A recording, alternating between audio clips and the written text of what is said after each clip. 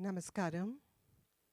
On this day, 39 years ago, Sadhguru had a profound experience on his beloved Chamundi Hills in Mysore. It is that experience that has given birth to what we know as Isha today. On this momentous occasion of Sadhguru's Enlightenment Day, volunteers from Karnataka offered Guru Puja today at that now famous point on Chamundi Hills known as Sadhguru Spot, expressing their gratitude towards their Guru. We would now like to share with you a glimpse into the celebrations by way of a short photo montage.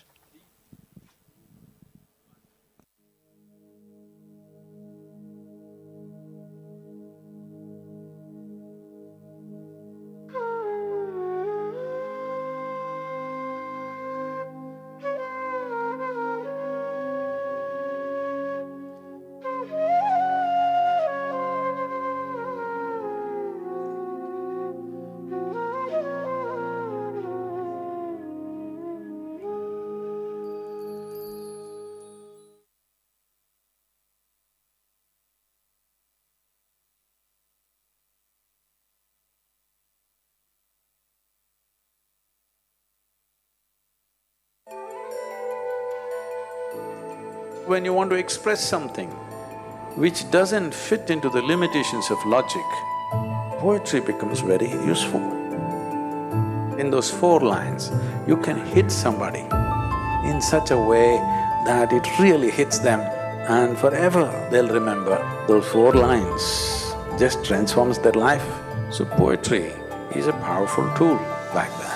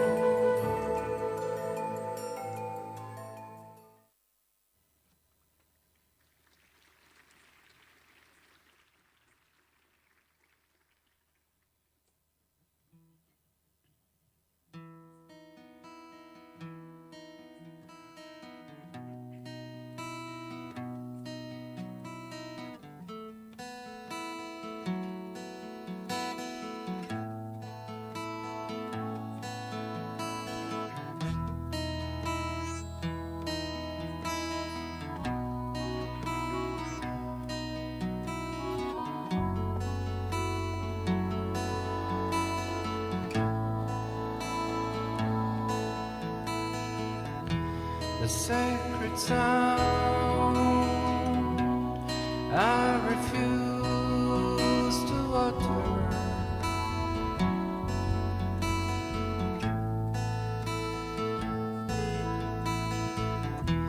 The sacred space I refuse to enter.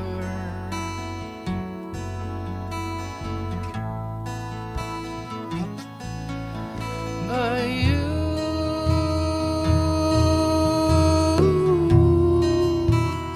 entered me unasked.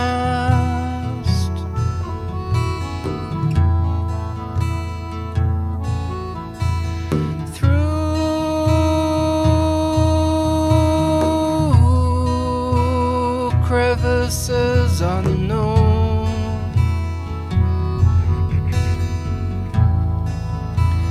leaving me in breathe,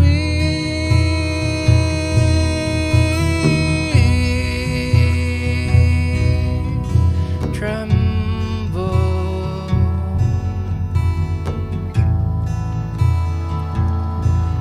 causing nameless,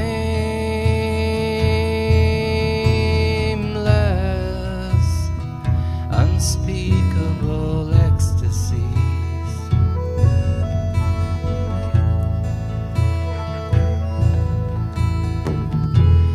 Every pore, every cell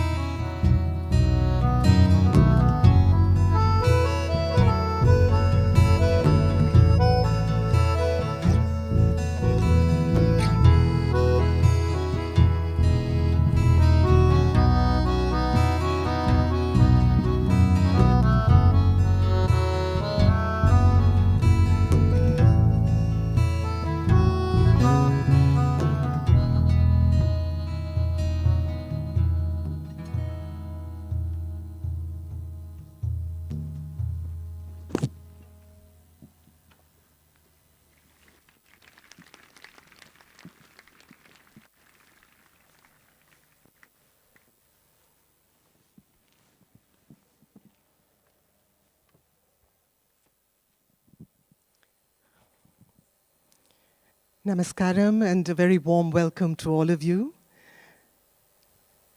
I'm delighted to be here at the launch of Sadhguru's new book of poems, Eternal Echoes. There are many of you here who are familiar with some of Sadhguru's work, and this is a chance to immerse yourself in over 500 pages of it.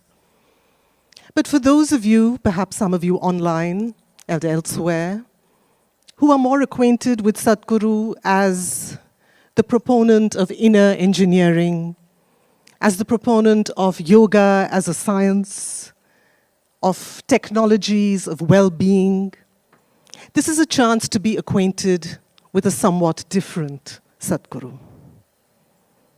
And for those of you who've known Sadhguru through his many avatars online as the dynamic navigator of the external world, as a charismatic public speaker, as the initiator of multiple projects, as an aviator, a golfer, a motorcyclist, this is yet another chance to be acquainted with a somewhat different Sadhguru.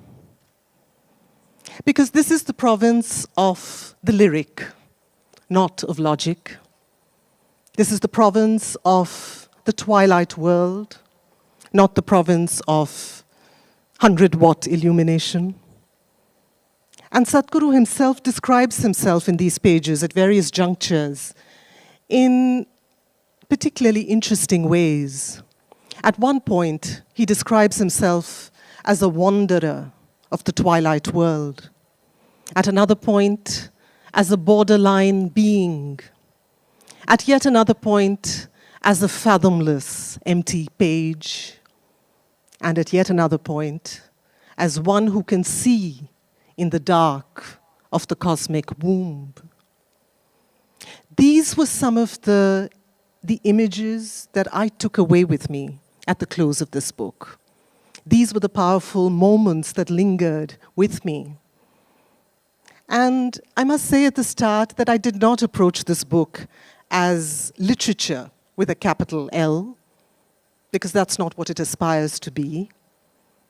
This is, to my mind, a series of utterances.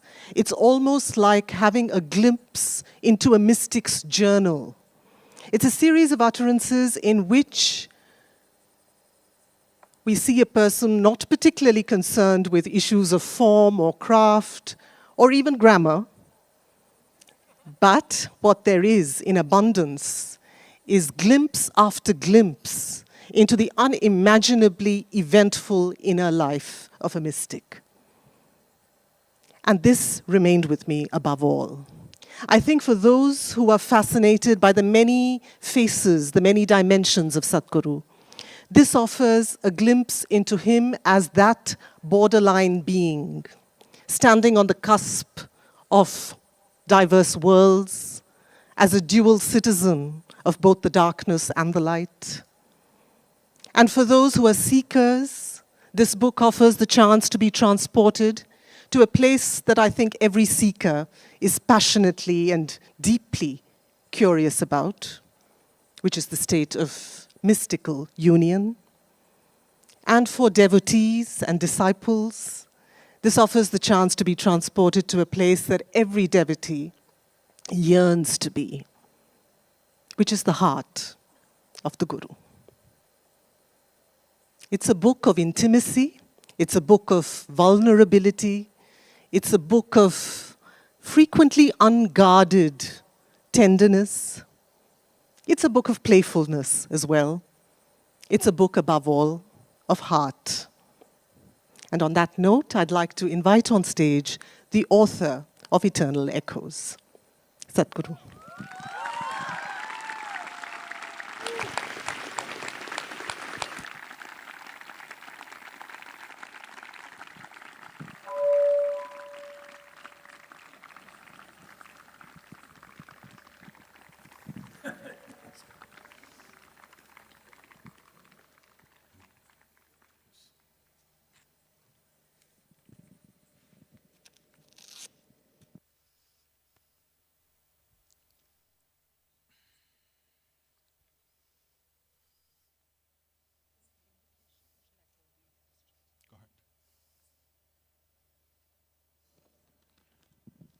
Before we move into the conversation, I'd like to invite on stage someone who's made a very significant contribution to this book, and that is the illustrator of this book, responsible for 12 chapter illustrations, and someone who works primarily with pen and pencil sketches, but has also been involved in many other fields of art.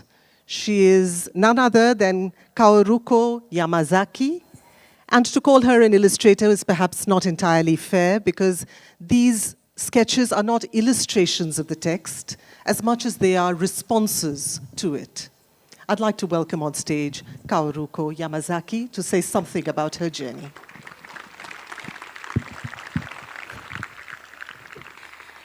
Thank you very much for your kind introduction, Arundhati. And okay. Yes.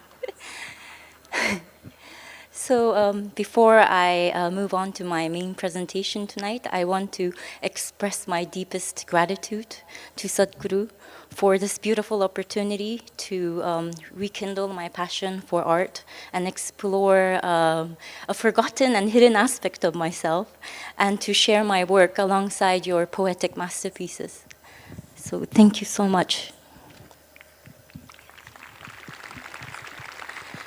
So how my journey started with this book was that in 2020, in the beginning of 2020, a dear friend of mine has encouraged me to restart my my drawing and art as a hobby. So I used to draw as a child, but it was a long forgotten hobby of mine.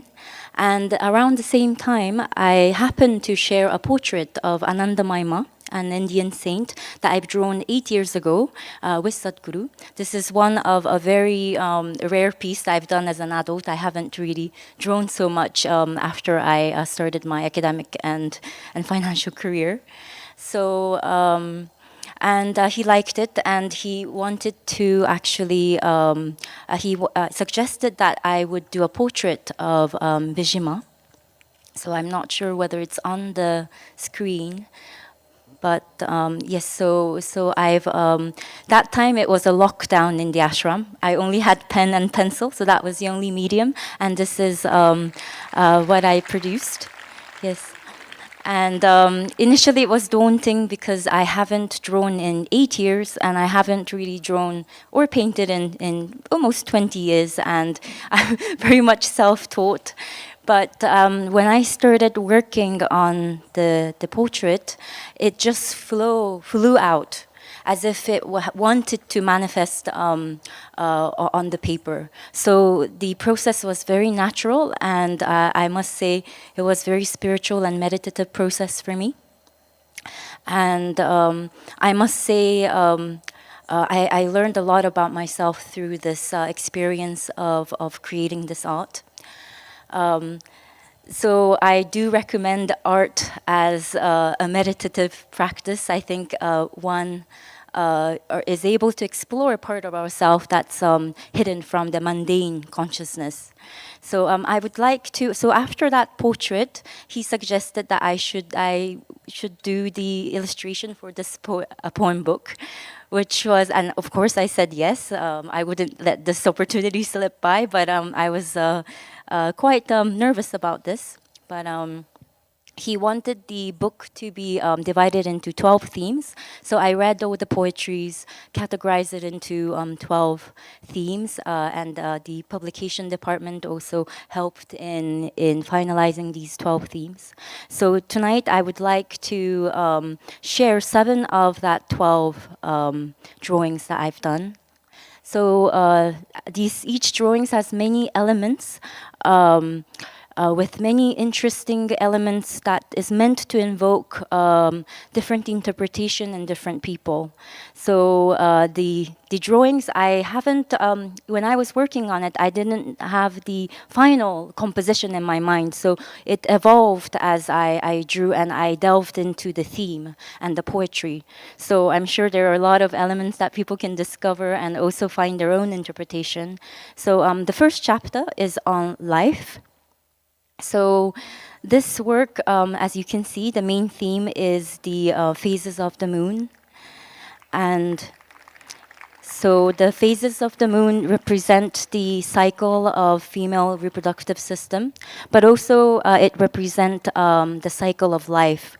So I have the image of the fetus that's floating in cosmic womb, the galaxy, and I've etched a geometrical design to show that with the right clarity and perception, one can see order in chaos, seeming chaos in nature. So this is the first chapter. The the second chapter is on death. So you can. Huh? Yes, there's that. Yes. So here you can see the skull, which represent death, but I included a lotus flower. And for me, lotus flower represent life, but also the flower of dispassion.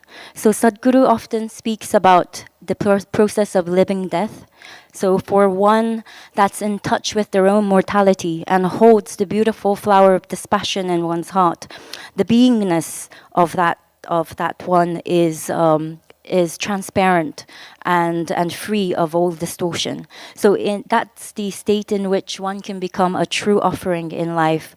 So for me, this lotus flower and the skull represent the beauty in the acceptance of death.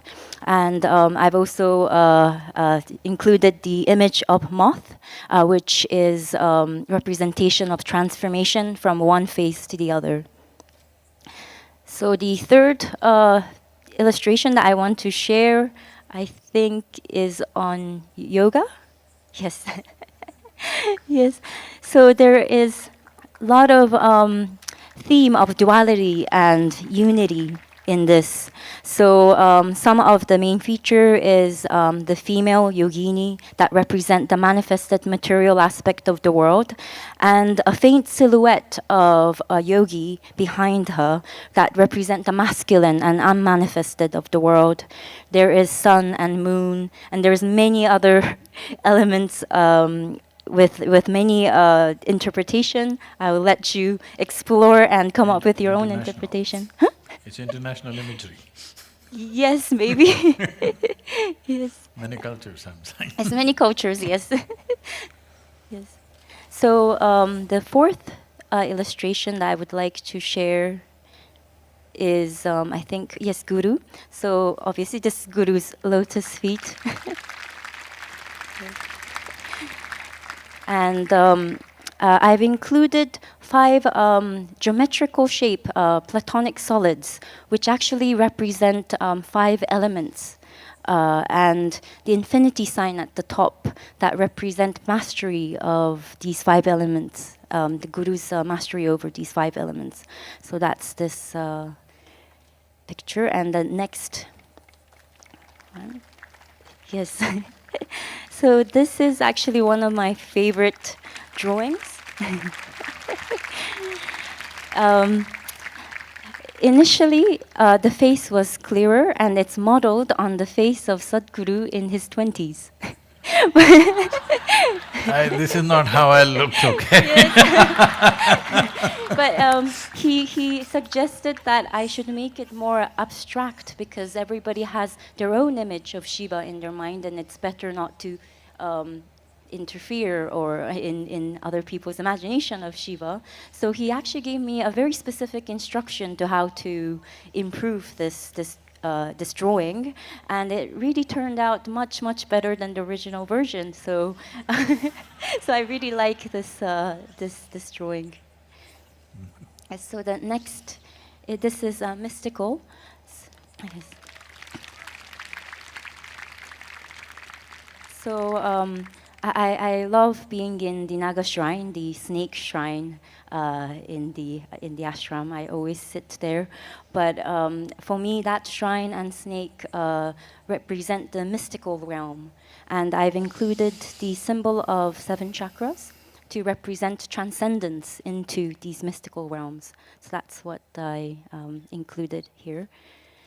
So the last piece that I would like to share tonight is on the chapter on toil, human toil, and this is my most favorite chapter in the poetry book, and the most difficult. I really struggled to come up with the symbolism, but in the end I came up with the image of a man carrying a weight, climbing up the mount of skull and bones, looking up heavenwards. So Sadhguru always speaks about how looking up heavenwards for a solution is a disaster. So this man is looking towards the destination that he will not reach, not knowing that he is stepping on the remains of others who's also embarked on the same journey that he has. And the bottom icon shows the trajectory of evolution of life on this planet. So initially it starts from the single-celled organism to all the animals. And you might not be able to see it, but at the end I included a skeleton of a dog. And I know that the dog accompanies Kala Bhairava, the Lord of Time. And so I would leave the interpretation of that last part to, yes. So this is the last illustration that I would like to share tonight. But I would like to give special thanks to Greta Corey, who's worked on this beautiful graphics and icons in this book. Also, Munsami Nagarajan and Kashinath Gopagani for working on the design aspect. Are they Japanese guys? I'm really sorry. Maybe I butchered their names, but yes. So, and the people in the impressions and publication department, and also, of course, the Mas and Swamis, who's too shy and humble for their name to be mentioned in this presentation. But thank you so much for the support. And to end this presentation, I would like to say that this book will be a companion to my spiritual journey. It's much more than just the poetry. There's so much layers of meanings and insights. And I know that it would accompany me everywhere I go. And thank you so much for this opportunity. And thank you so much for letting me share part of my journey with you tonight.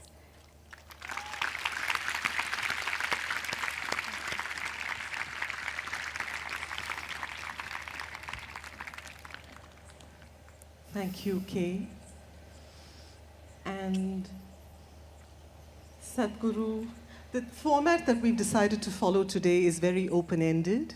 We have a few poems that we've shortlisted, and there are some convergences between Sadhguru's list and mine. And I'm going to request Sadhguru to read the poems and then simply talk about them. I think we'd all be curious to know what went into each of those poems. So Sadhguru, I'm going to hand this over now to you. And I'm going to ask you perhaps to start with this very short poem on page 12.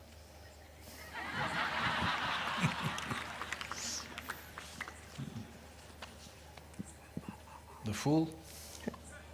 When? Oh. What do you want to know about that? When it was written? That too, after you read it. When a man is woman, bird a flower, red is blue, life, death, twilight. This… Go ahead. Ladies first.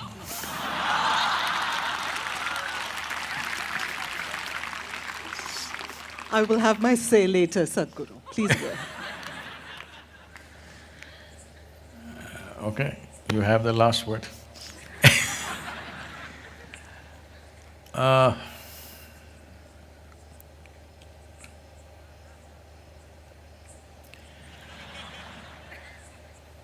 See, The greatest predicament that a human being faces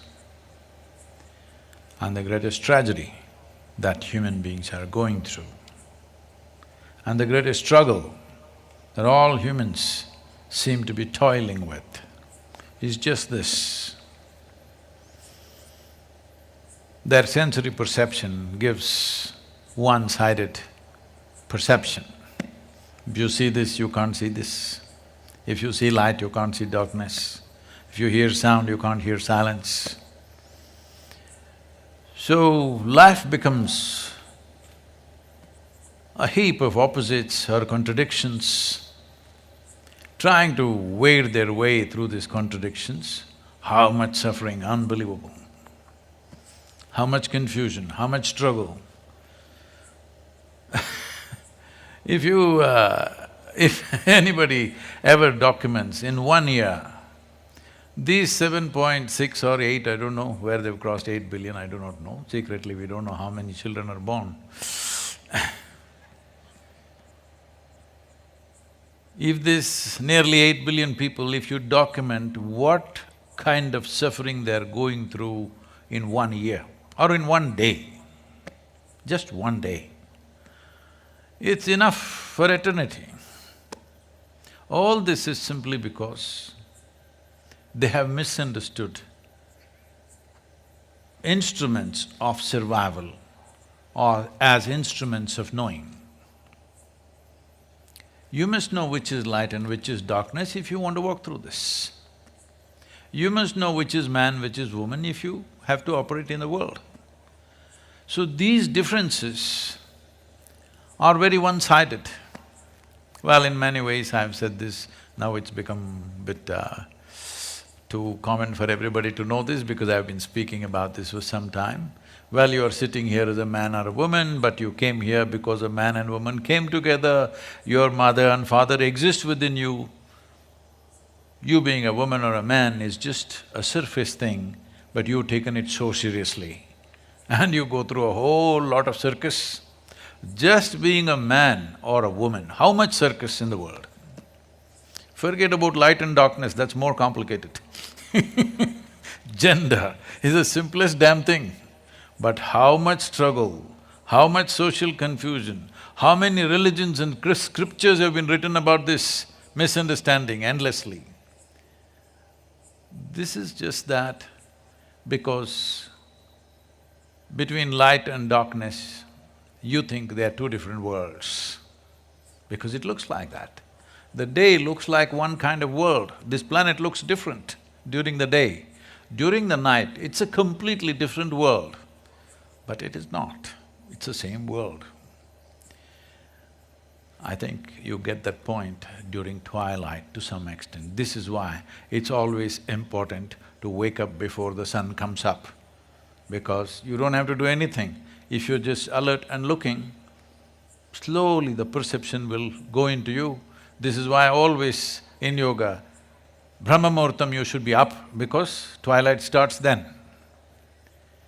In twilight, if you're awake, you perceive that the differences that you have made out in your mind because of misperceptions of senses that you have settles within you. When that happens? When? When did this poem happen? When? Cop out.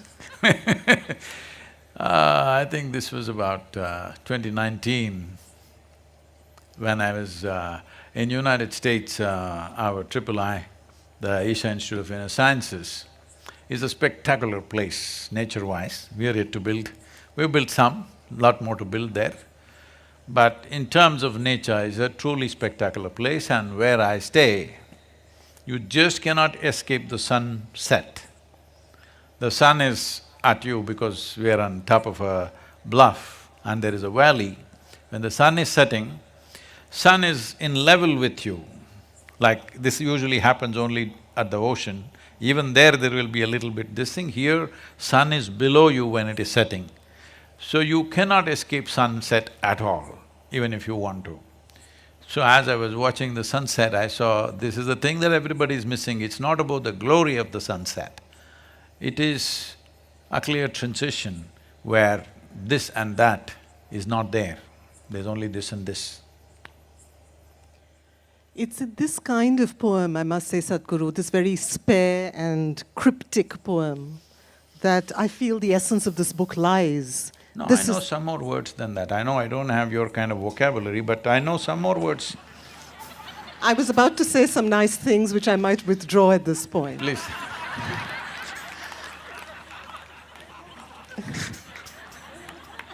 No. There's a kind of haiku-like quality to this poem which makes me actually want you to read it once more, if you will. Oh.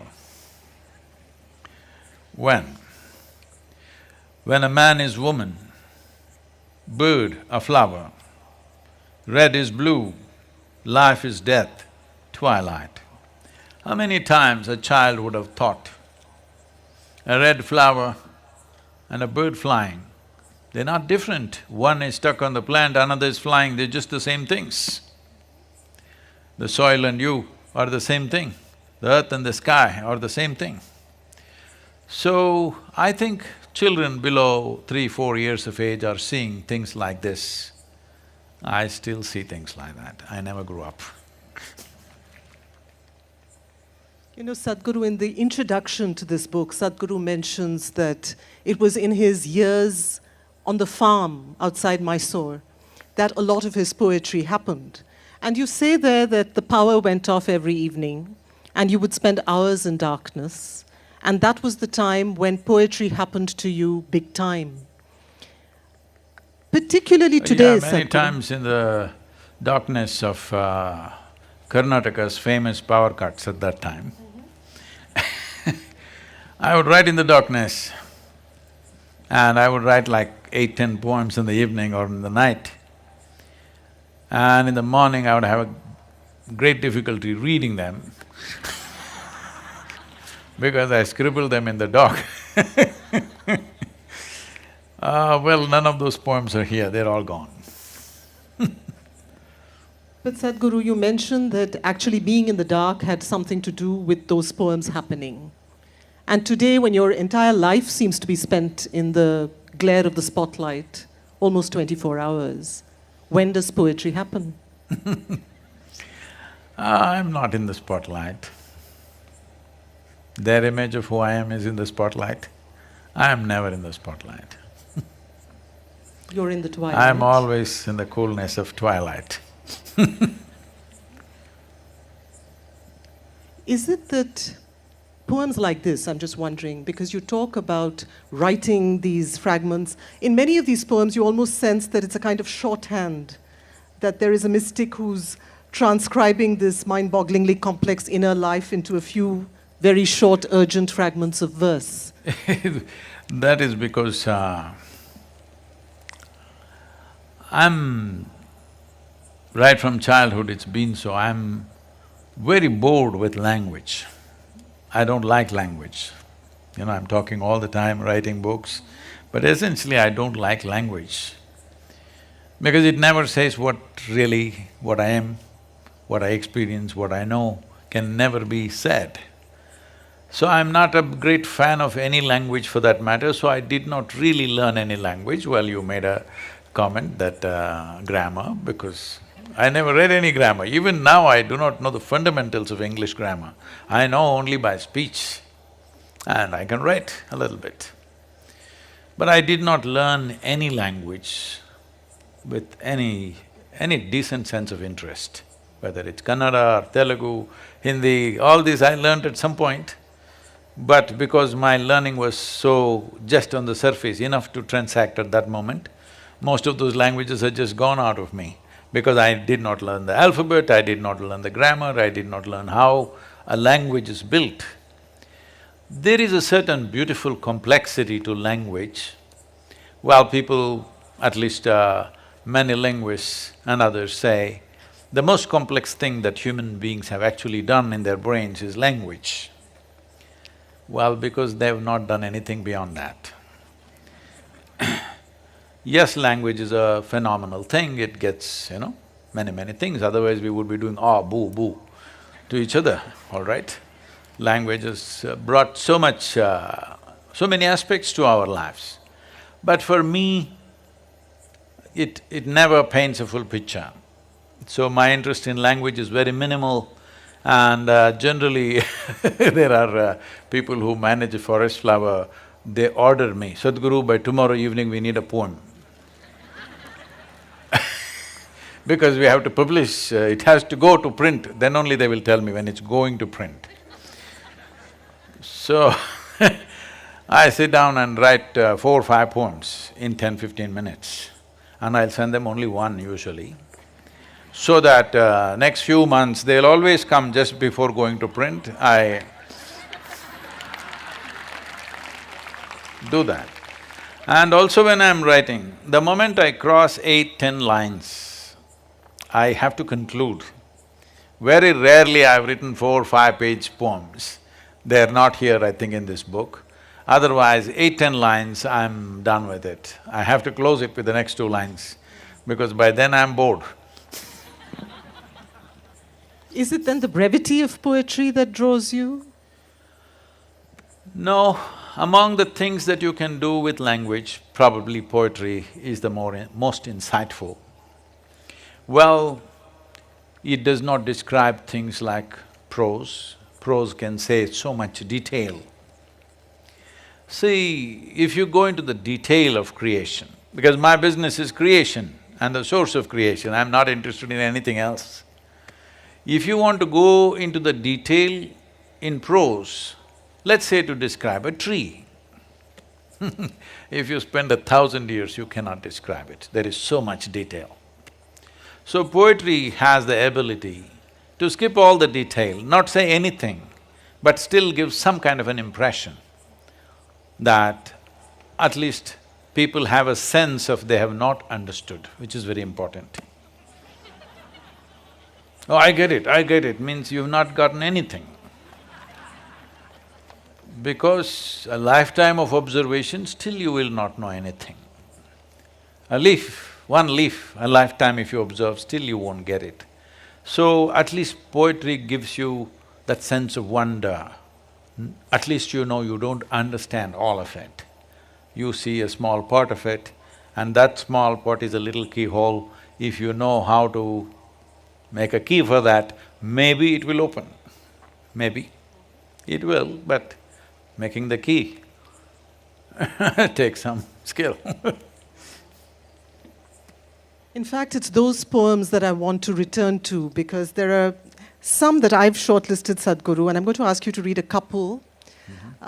These are the more overtly mystical poems I've in the written book. some on monsoon, if you… I know, I was just telling Radhe, those are probably the ones we should be reading. But I'm going to ask you to first read a poem called Hooked. Oh. That's on page 18. Which? 18.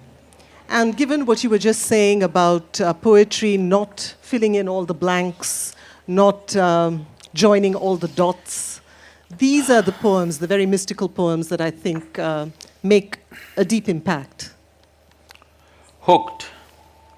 Scent of a flower, coolness of a breezy whiff, the celestial splendor of the night, relentless beat of the heart, and the gentle movement of breath, all these seemingly innocuous happenings make me a living, throbbing, intense life.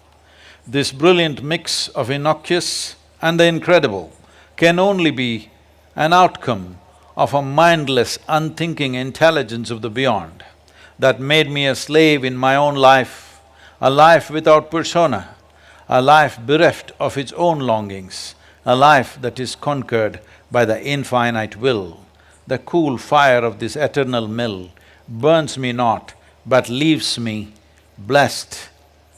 leaves me blissed out and hooked.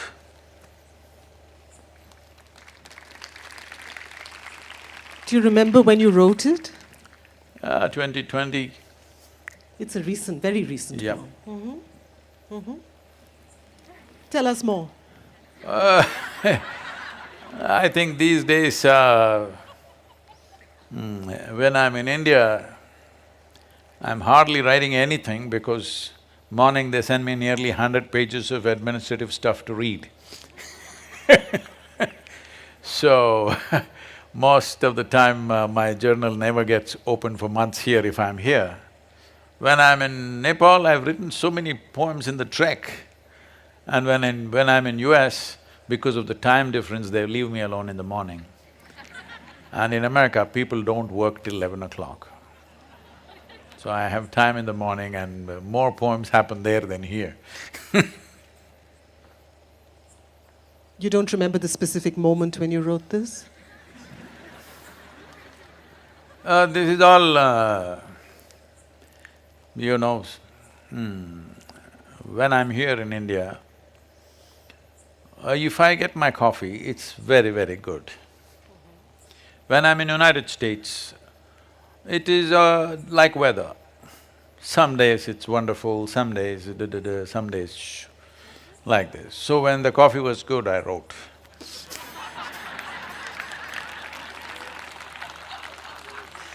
That's my cue to ask for a poem on coffee, but I shall not. I shall desist and ask you instead to read this poem called Mukti, What page? 99.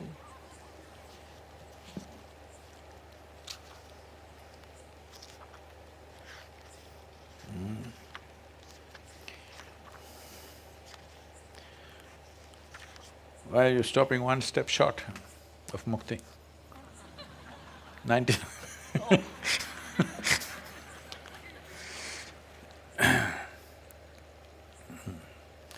Mukti, a strange drift, overwhelming all that I knew, all that I always was, all that I all that I ever wanted to be, all that meant something to me, not at all unpleasant, but a sense of sweetness of being, soaked in sugar syrup, a drowning and death of one, a drowning and death of one, and conception and birth of another, a familiar me being dissolved, an unfamiliar power being born, seemed like a catastrophe of the puny me, an effulgent celebration for the life as it explored beyond the limits of my body and perceptions. Having been a prisoner of my own device, feel embarrassed to celebrate liberation.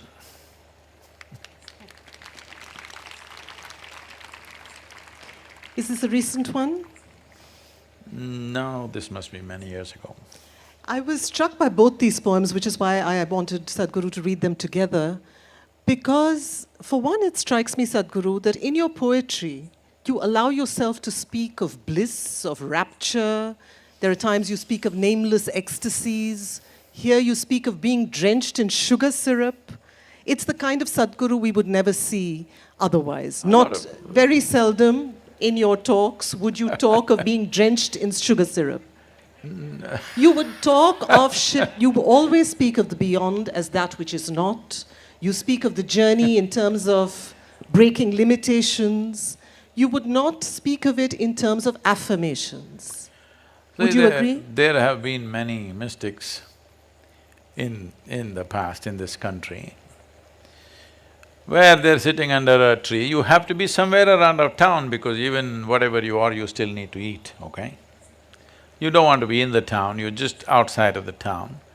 But once people sense some kind of power, and just by chance, if you happen to do something for somebody to help them at a given moment, then people start gathering. So, there have been many mystics who actually threw stones at people pretending to be mad. You can't throw stones today. But your prose is your verbal equivalent of throwing stones. Kind of. Because in so many ways, I have seen too many people. For example, in engineering program, which is our basic approach to people to start with, at one time there was no such device, we were simply doing whatever. But that extempore doing would not reach to many people. As people gathered, we structured a program and delivered it. But things have changed a lot today.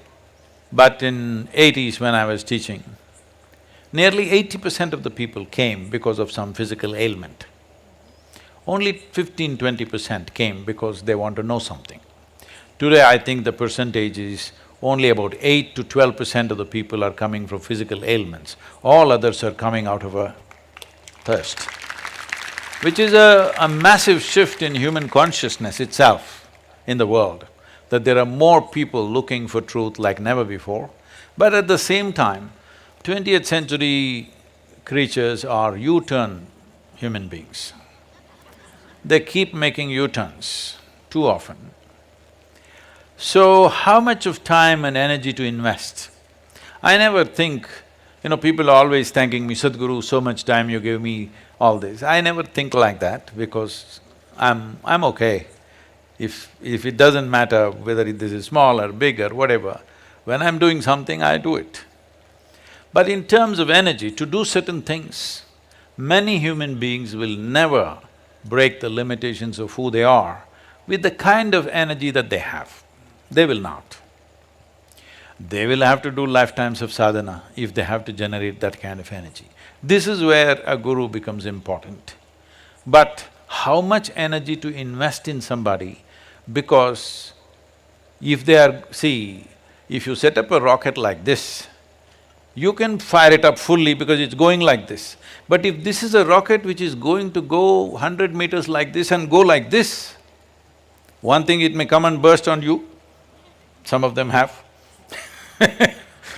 Otherwise, they may go and hit somebody else, or they may kill themselves, or if not kill, they will cause suffering to themselves. So how much energy to invest in a given life has always been a challenge, because 20th century humanity is a bombastic humanity.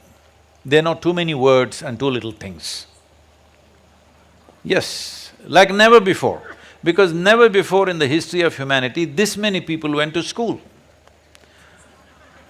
Never before. So this many people never learned this much language and this much deception of language. Every time I want to take a step, any serious step, I ask them a dozen times, are you sure? Can you really keep this up? Sadhguru, I'll give my life. Arey, don't give my life, keep the damn life. And do this, this and this. Fourth day, no Sadhguru, I don't like to do this, I don't like to do that. Hey, God damn it, I asked you 3 days ago. This is all the time happening. This is a laughing matter.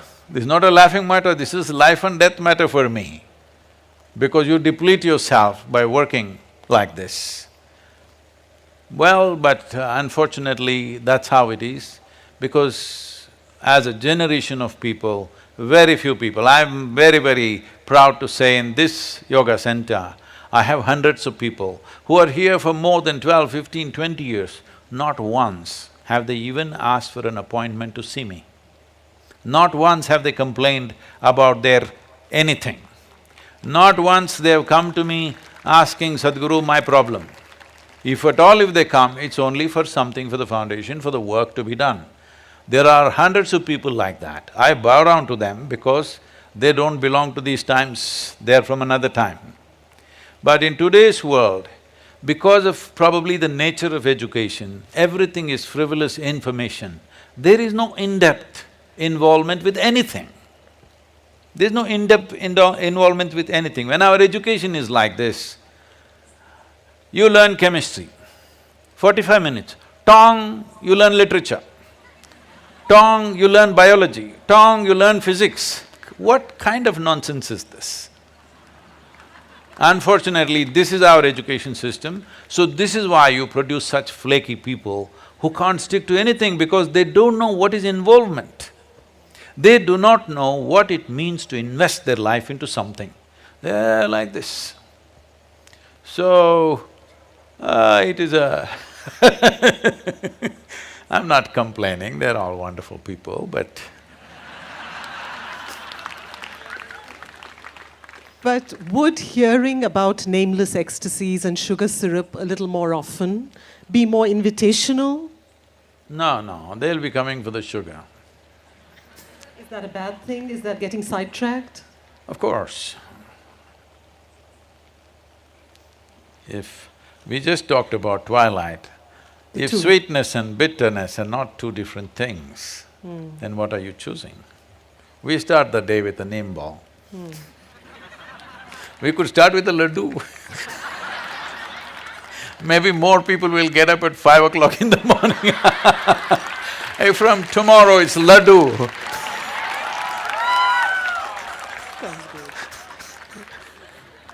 Even she may get up. I may. But since you mentioned that the two are inextricable, in fact, I want to ask you to read this poem called Pain, which takes us away from sugar syrup entirely. What is the page? I found it a moment ago. Can you see it? I think… at least I Say know where again? my pain is, it's 34. 34.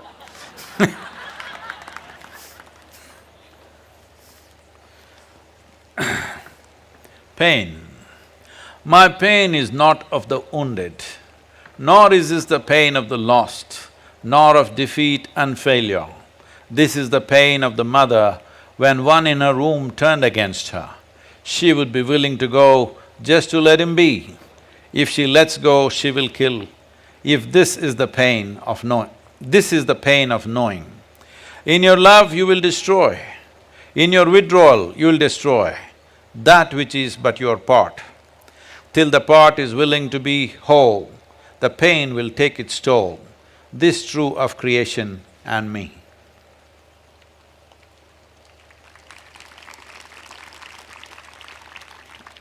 I think we'll talk more about laddus and sugars today. I know, but I must ask you when you wrote this.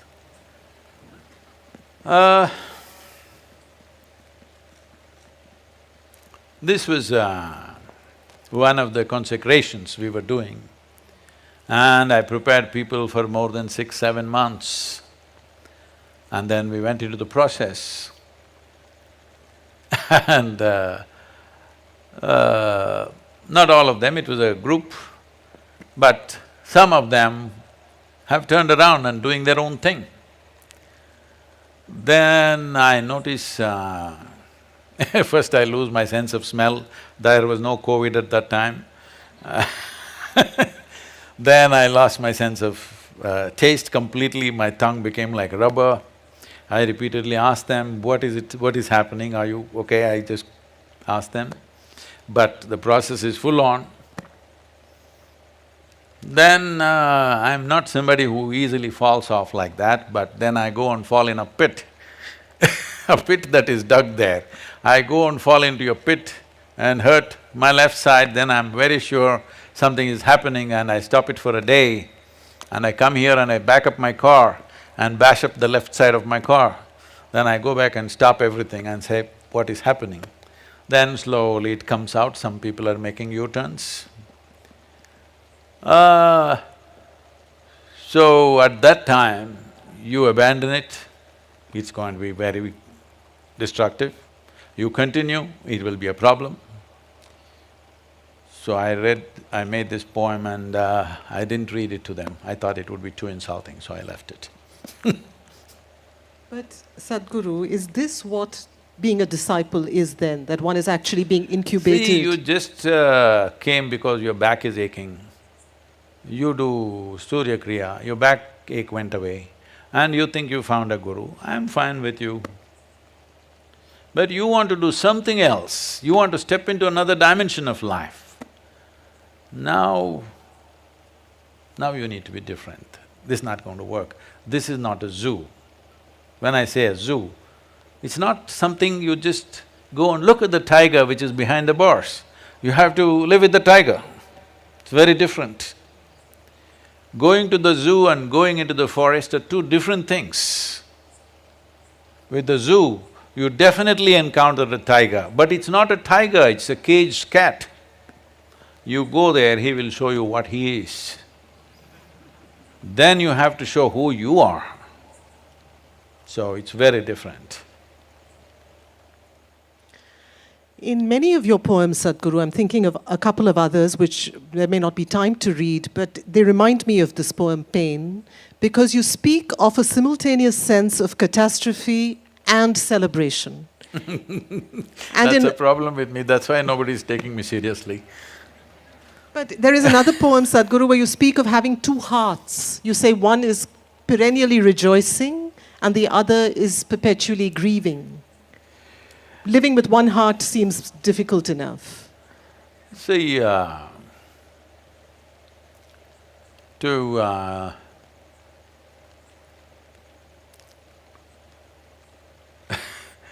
trying to find an analogy, but any analogy will feel silly. Essentially, it is like this. Deep down, I'm just incapable of suffering. But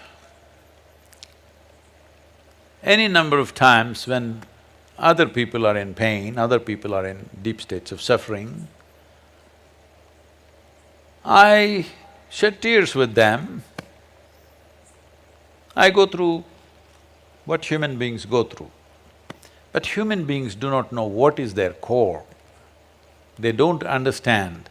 It's only their physiological and psychological space which hurts. Beyond that, it never hurts. So once you open up the doors beyond your physiological and psychological space, there is no such thing as suffering. But, well, if something hits my body, something pokes my body, will it hurt? Yes, it hurts. Will it cause suffering? No. But if you wish to, because in empathy with somebody, you wish to suffer with them, you can, but it's because it's optional. It never lingers in you. It is just that enlightenment does not mean you're denied of anything. Pain, pleasure, this, that, everything is possible, but everything is by choice. So, I don't know if those poems are here. Is a dragonfly here? Must be. I wrote poems on dragonflies, earthworms and stuff, I don't know if they included in this. But I saw this earthworm, struggling out, he's come out in the sunlight and that's not his place and he's struggling. If you try to catch him, he'll get crushed, he's so tender. You can lift him and put him, but it's already late and the ants have gotten onto him. Well, I twitch and turn and suffer with him for a few moments. But even if it happens to myself or my own, it'll be the same. In empathy, I will go through all that. But deep down, there is another door, which is of the beyond, which is in everybody, but they kept it closed because they think somebody will steal it. Because this habit of keeping everything locked, they kept themselves locked. But that dimension doesn't suffer. That is the most important aspect because that is life. This is just like clothes we wear, the body and the psychological structure, which assists us to walk through the world. It is only helpful to walk through this world, you need a body and a mind. You don't need that to just be here, actually. To simply be here, you neither need a body or mind. But to walk through the world, to navigate through the world, you need these two instruments. So, it is like for a lot of people, it's a very a superb marketing skill also. There is an iPhone. iPhone has become more important than the I. They can live without their being, they can't live without their phone anymore because there is more profoundness in the phone than in those people. And they are smarter. They're called smartphones because they're smarter than you, of course. So, This is the same thing, whether you did it with a gadget or with the body or with your own psychological structure, it's the same thing. It is just going further. I hope that will bring realization, because at least when they lose their phone, they may get realized. Lot of people realize when they're about to lose their body, when they know they're going to lose it. Lot of people realize. They light up at the last moment. All their life they were in darkness, but they light up at the last moment because they realize everything that they thought is real is not real, it's going to just vanish like that. In sheer terror. Huh? They light up in sheer terror. Oh no, not everybody is in terror. You must see people dying. Not everybody dies in terror, you're preparing for terror. Don't do that. They're not dying in terror. Many of them, most of them are bewildered because they thought this is it and they lived. Whatever their silly business, their career, their body, their pleasures, their homes, you must go and see. You know, like I've had this opportunity to go into some of my relatives' homes after they died. The kind of things they've all stored up, all the valuable things in their life, all the trinkets, is unbelievable. All these things they invested their life in and didn't even take one, at least one souvenir they could take. They didn't. So when it comes to them, all these things that you invested in is not really life, they're just bewildered. But some will realize, they light up. Terror is, when doctor tells you, terror. When you start seeing you ebbing away, usually there is no terror. Life has its own sugar syrup. That is so comforting to know. No, traditionally they call it Bhairavi Yatana. But that's painful, right? No, you can dip pain… you see, you can dip neem ball in sugar and eat it, right? That's what we're calling a tomorrow's laddu. Okay, Sadhguru, I'm going to ask you to move to this poem called Human on page 112. Oh, I like that number. 112. Human.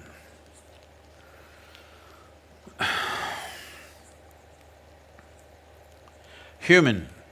Even when at home, I longed for home, searing pain of longing for home, strangely got cured in being homeless. When the walls of home dissolved, a pristine home, unwalled and unfettered, devoid of love, affection or companions blossomed. Shall I call it my being?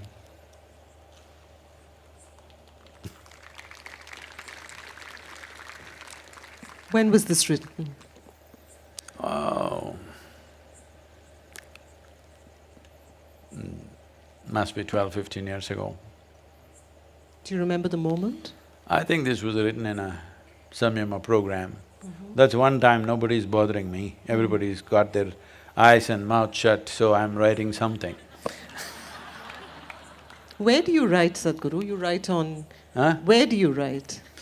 If I'm at home, I have a journal. A whole lot of poems were written on airplanes. Yes. So many of them were written on tissue papers. Yeah. You know, the the small paper napkins that they give you, I wrote on them. One poem was written on a cloth napkin, I had to steal it. But in the end, I forgot to take it. I folded it and kept, and I told the hostess, see, I need to take this. She said, ha ha ha. I said, see, I wrote a poem. She laughed and she said, okay, you can take it. But I forgot and came off. So a lot of tissue paper poems, later on I transferred it into the journal. Generally on any kind of piece of paper, like here it's not there, otherwise usually there's one paper and pen. So I'll scribble something and then take it, and maybe there are some swamis who are… whichever way I write, because sometimes I'm writing lying down, sometimes sitting, sometimes standing. I just scribble like that. But there are one or two swamis here, whichever way I write, they almost get it 100% right. When I just take a picture of it and send it, they will type it and send it back to me within 5 to 10 minutes. Rarely one or two words will be wrong, almost everything as it is. But you always write in longhand, Oh, yes. never on a… No. on a computer? No, or no, anything. no. I don't know such things. Okay. There's a whole almost a genre of literature that's emerged that's all being written in transit lounges and in airports, because that's really where people spend so much of their time and actually get the time to write. So I was curious about how it is for you, particularly with the kind of schedule that you have. No, transit love, wherever the phone is working, they'll keep me busy usually. So only on the airplane it's not working, so… But this is a poem about home, and it is also a poem about… It's a poem about a kind of homesickness, and then it's a poem about a kind of homelessness, and then it's a poem about homecoming. And I wanted you to tell us more about that journey, because I think in some way many of us have shared that journey, but not on the level of… not in the profundity that you're talking about it here, but I think many of us have had glimpses of that journey. Is this the blueprint for almost every seeker? Yeah, I would say there's literally no human being who's not confronted with a thought and an emotion like that, but they manage to brush it aside. It doesn't bother them enough. The pain of not knowing doesn't tear them, that's the whole problem. They come to terms with ignorance, they make a deal with ignorance. They will build relationships where everybody will confirm this is the best way to live, of comfort, companionship, love, affection. These are all things you're seeking. I know a whole lot of people have raised human emotions to heavens. If you say love, they say divine love. If you say joy, they say divine joy. If you say bliss, they say divine bliss.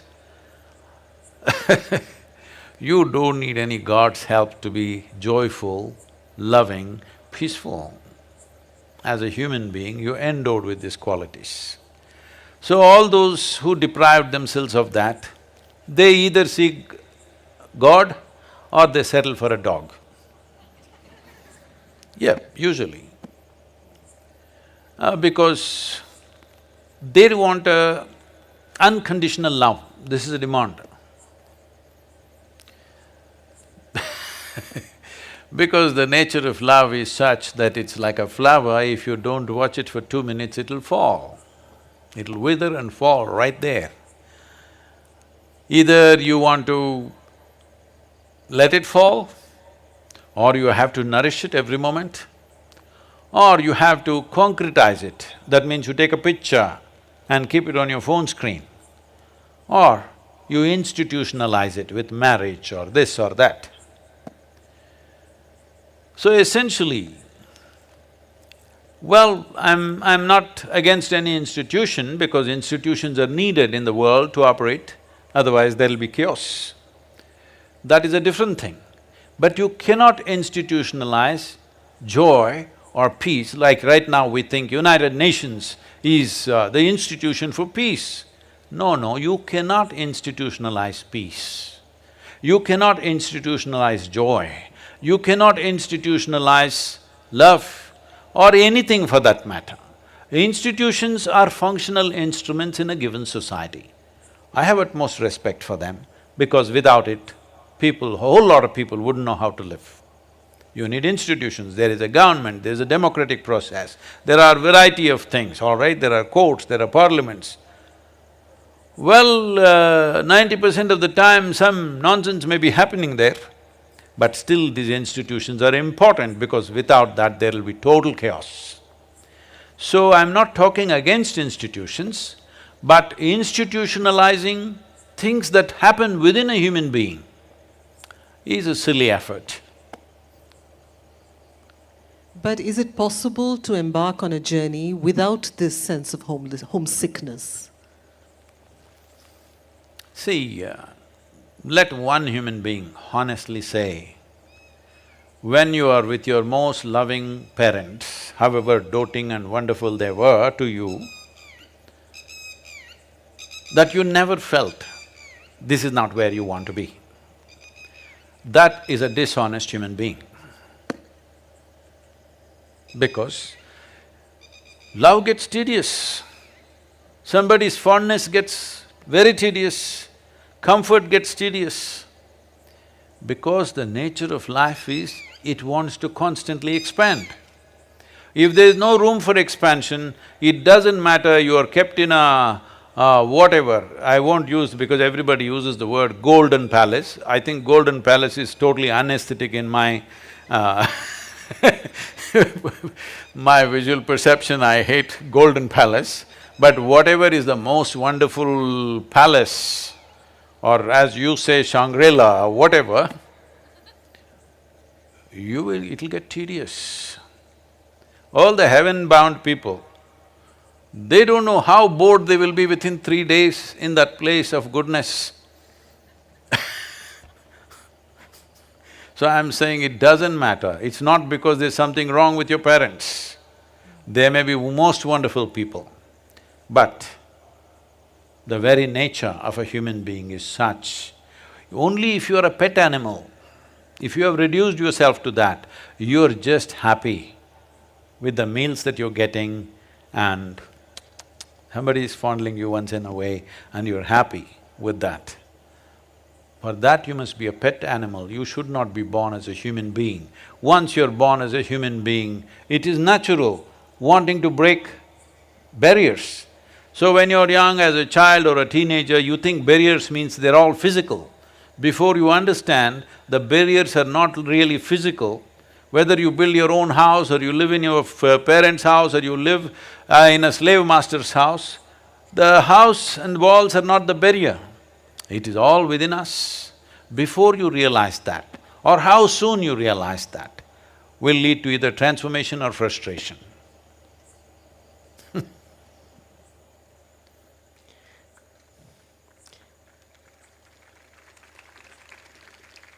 And this homelessness, this whole phase of vagabondage, of being a nomad, you have poems about being a nomad. Is that also an intrinsic part of every seeker's journey? See, do not separate seekers and non-seekers, everybody is a seeker. Some quickly compromise, some endure. There is nobody who is not a seeker. Some seek and forage within their own limitations, some want to seek, some seek in a safe manner, some seek dangerously. But there is nobody who is not a seeker, everybody is a seeker. And therefore this period of homelessness or vagabondage is universal? It may not be a period for everybody, it may be just momentary for a whole lot of people, because people will feel terrified when they feel if they just look at it and see actually, just the nature of life. Forget about your home. Suppose you left somewhere, I've seen people, when we were children, when we were growing up, Mysore has a Dasara exhibition which goes on for 1.5 months. So this is a place where all the youth will go and hang out and, there are things to eat and a lot of entertainment, shows going on, music going on, various kind of circus elements and all things going on. In this in this exhibition grounds, which is hardly maybe 10-15 acres, maybe 20 acres of land, and full of lights everywhere and shops and stuff's going on. Every day, either children or women or some men, they get lost from their families in that crowd. Maybe 50,000 to 100,000 people will be milling around and people get lost. All the time when the music show is happening, one policeman will announce, there is a child here by name Vikram, his father's name is this thing, his mother's name is this thing, he is crying here, come immediately. Hey, God damn it, we came to listen to music. If you brought a child, figure out how to hold on to you. If you don't figure that out, ask him to come and wait at the gate and pick him up there. Nothing is going to happen, all right? These are not times where great amount of kidnappings happening, anything in Mysore. Nobody kidnaps you in Mysore. Okay? At least nobody kidnapped me.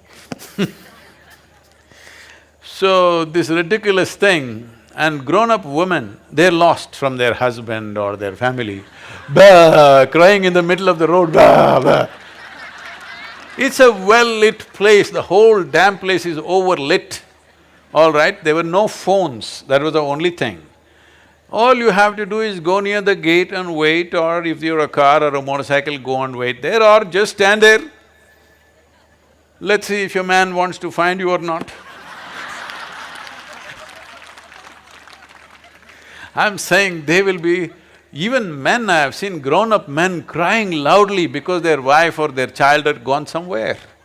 Unbelievable. So this sense of being lost, nothing, you don't have to drop them in the middle of Kalahari or something. In Mysore, Dasara exhibition I know Mysore people will be listening and say, how can Sadhguru speak like this? Does he know the pain of getting lost in Dasara exhibition? I'm saying this is how people are. I've seen people in the jungles when some of my friends came with me, in the forest, not even deep inside, just in the borders of the forest. Somewhere they go here, there and they get lost. They're just few meters away somewhere and they can't see us. Bah! They start crying. Grown-up boys. I've been lost in the forest for days and weeks. Don't know where the hell I'm going. I know if I keep walking some road, something will come. Because I know how wide Western Ghats are. At the most 150, 200 kilometers if I walk, I will come to the coast or to some city. But in the meantime, you should see how people behave. Because for them, nothing big needs to happen. Smallest things, if they lose their wallet, psst. They lose their phone, gone. Everything is gone, all right? So they don't have to lose their life. This is why I said, when… oh, I'm sorry. When a time comes when you're going to lose your body and everything that you know as life, either terror will come when they first realize that, but slowly as life starts ebbing, it gives you a certain anesthetic. This is the nature of life. Because life doesn't just pop out like this, it is leaving slowly. As it starts leaving slowly, you will see there is a kind of an anesthetic, there's a kind of comfort that they come to. You will see they were struggling in pain, this, that was happening, but as death is slowly coming, approaching, last few days you see they become peaceful, nice, some of them even joyful. A few are bewildered, what's happening? Because they never thought this will happen to them. So, being lost is not about a certain situation, it is the nature of life. It is the nature of life. You have been given the intelligence to find out what is the nature of life. If you did not have the intelligence, if you were like any other creature, none of them have those problems. They're never lost, they're all fine. Physically, they may be lost in the terrain sometimes, but otherwise they're just fine. They never feel lost. This is the greatest privilege that human being has. You can be lost. Just believe me, if you cannot be lost, obviously you're chained, isn't it? You're chained? Of course.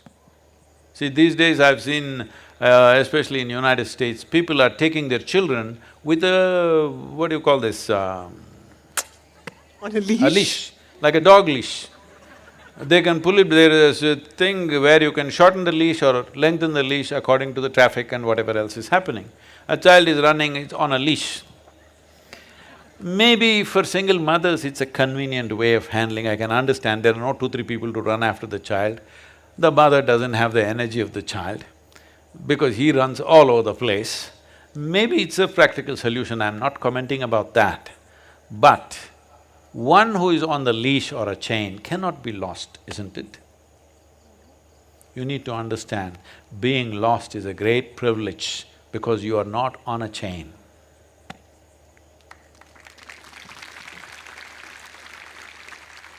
It's a human privilege that we can be lost because nobody is holding us on a leash.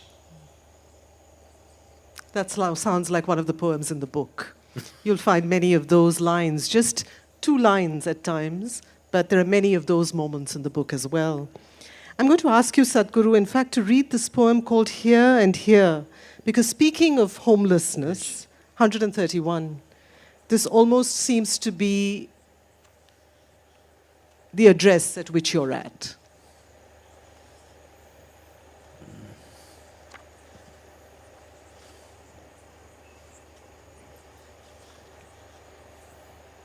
Oh, here and here.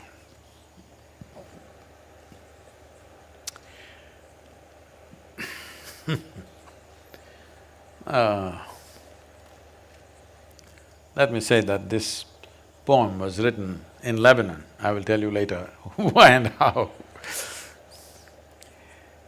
There are many Lebanese people out here. Oh, they turn into birds these days.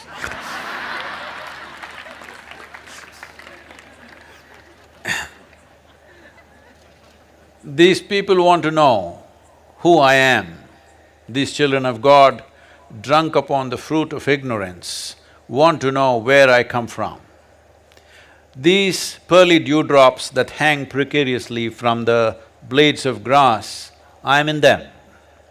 The lovely fresh orange blossom of the spring, I am in them.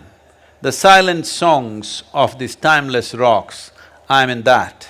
The age-old scent of the cedars, I am in that.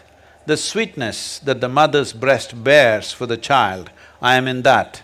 The coyote howling away in their ancient sorrows, I am in that. Where is there for me to come from? Where is there to go? All has become stillness, as everything that is moving and unmoving is me.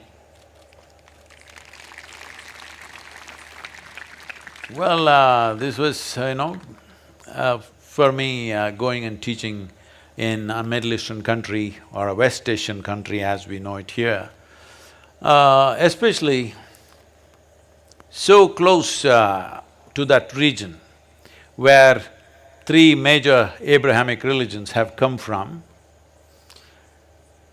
there is a certain… they may not consciously know this, but I saw this in almost every person there, that they have a sense of expectation that a messenger, a messiah will come. It is so palpable. They may not… because they are modern educated, they may not be thinking like that consciously, but in their mind it's so deep-rooted that they're expecting somebody to come. When somebody comes, it is always like, is he the man who's been sent? Because they've always been told somebody will come from somewhere and he will bring you the message or he will deliver you or whatever. So this expectation, like I landed in the Beirut airport, which was quite an experience, I don't want to go into that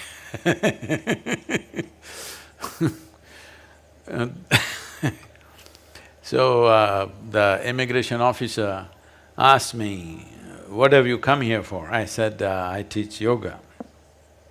He looked at me like this and said, "Just read the Bible." I said, "Yes, sir." Because this is Lebanon, he can always send you back. General security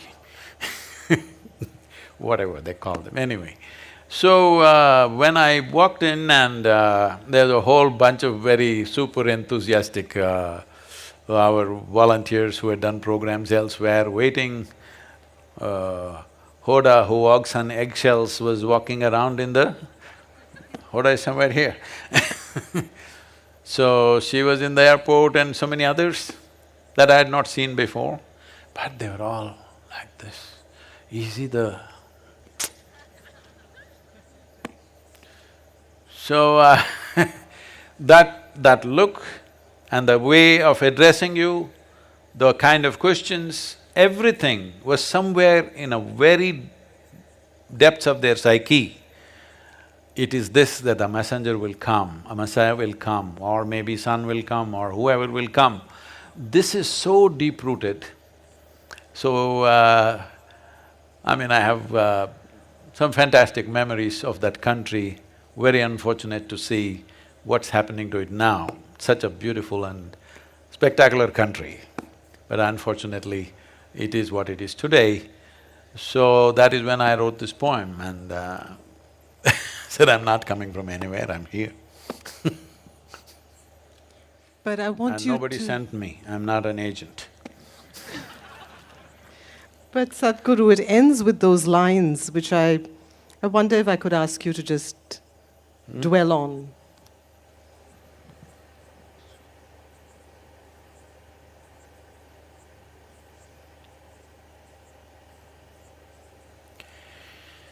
See, for example, if we take you into this forest, there may be an elephant just 100 feet away. I'm saying 100 feet because that's the last point of safety. Even if it's 100 feet away, it's standing right there, you can't see it unless it moves, unless you have a very trained eye. You go with a local tribal, he says, "Anga, parangya, ange, this bird, that snake, this thing," he will point. You will see like this, you won't see a thing, you won't see an elephant. If you can't see an elephant, that means something else, right? So, most people only notice that which moves. Anything that's still, they don't know, including themselves. They know only those parts which are moving. What is still, they do not know. Till they know there's no word for this, let me put it up, use a mundane word, till they know the pleasure of stillness, till they know the profoundness of stillness, till they know the stillness which is the very core of you and the cosmos, till you know that, you really don't know anything. So your thoughts, your emotions, the fluids of the body, the secretions, all these things are keeping you going. It is all fine, nothing wrong with it, nothing wrong with anything. We use the loo and flush it. Is there something wrong with it because we do it with doors closed? Nothing wrong with it. It is just that's what it is. Similarly, eating you may do it in public, but that is also… ingestion and excretion are not very two different things. I know I'm making things ugly for people, but I'm saying there's really no great something about it. There's something fantastic about the life process. So all of it is fine. All the things happen in the name of life, eating, sleeping, this, that works, everything is fine. But within you, are you still a human creature? Or are you at least in transition to become a human being? That's a question. If you're a being, there is no such thing as being unless you touched upon the stillness. People will sit like this, they feel little calm and they say, I'm very still. We're not talking about that. That kind of stillness that freezes you from inside out, where you could be here for 100 years without thinking or feeling a damn thing. What is the use of such a life? This is the problem, because you think only that which is moving is important. You need to understand over 99% of the cosmos is unmoving. Over 99% of even a single atom is unmoving. It's stillness. And if you only make yourself identified with the moving parts, you are just this much. But if your experience goes beyond these moving parts of mind and body and touches the stillness, then you're cosmic in nature, cosmic in your experience. Is it ecstatic? Is it pleasure? Is it this? There are no such things. These are all… Language is a consequence of the moving parts of life. If my tongue and my lips were not moving, there would be no language here, isn't it? So language is just a consequence of the moving parts. You don't expect that to touch the stillness or the still core of who we are and what everything is. Well, in this culture, we call it Shiva, unmoving.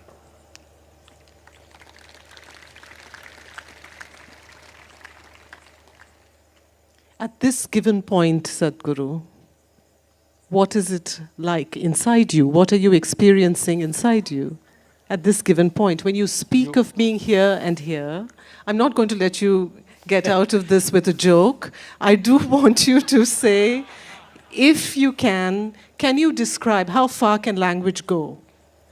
At this given point, as you sit here with us, our idea, for many of us at least, our idea of here and here is this particular evening, sitting with your book of poems, sitting around you and listening to you read. What are you experiencing right now?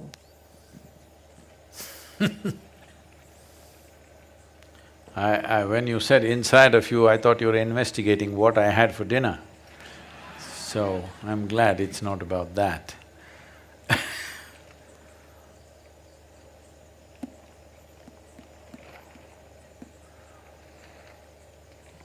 Anyway, those who provide me with daily bread at home, usually they won't do anything unasked. We tell them something, they'll make it. Today, they got somehow excited by today's momentum that's happening. I'm sure they won't read the book, English is not their language. But unasked and without permission, they made paisam for me. So I'm in sugar syrup today. We had some paisam too.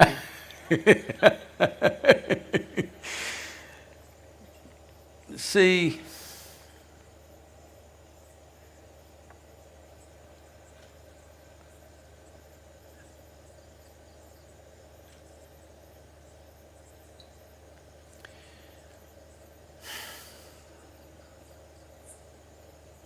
without this and that, say something which is not about this and that.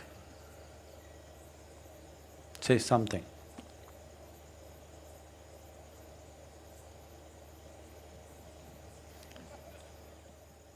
Say, even you are speechless. I'm not a mystic. No, you're a linguist, that's why I'm saying. Say something which is neither about this nor that. I cannot say it, but I would try to point in an image to it. That's why I said like this the first time. I was pointing at an image. Is that as far as it goes? No, image means it is this. This is an image, that's an image.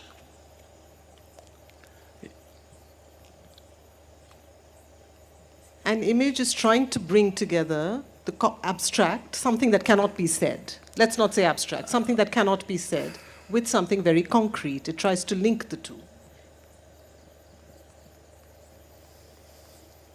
No. Can you employ language where there is no this and that?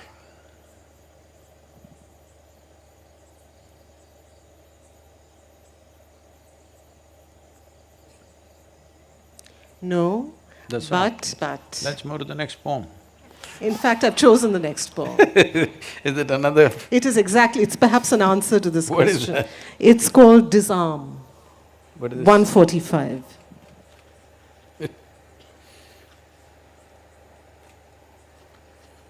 Oh, this is from 1994. 140? 145. Okay. Disarm. Sit still, says my heart. Do not raise your dust. let the world find its way to you. But my mind, the worldly voice, says, raise a storm or you will never get this world to disarm. Well, this is 1994, where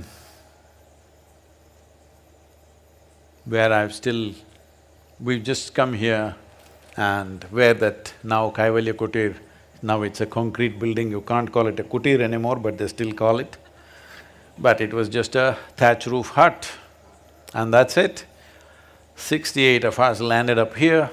They had no clue what to expect out of me, but they took a brave step of coming away for 90 days, men and women.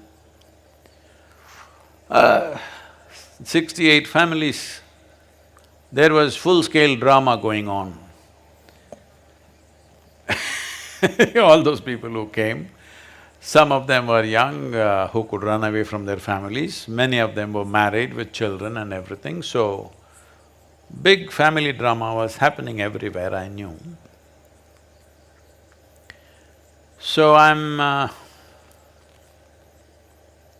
that time, my only goal is somehow to fulfill the Dhyana Linga and then either leave completely or go back to my vagabond life. But to do one thing, you had to do 10 things, because lifetimes of failure, simply because… not because you were not capable of doing it, simply because you could not garner society's goodwill. This has always been the problem of the mystics. That's why they withdraw, because not everybody has the guile to hide their experiences and their intent in at least rudimentary language like me. Most of them don't care. Those who care don't have the means. Those who have both generally don't have the time.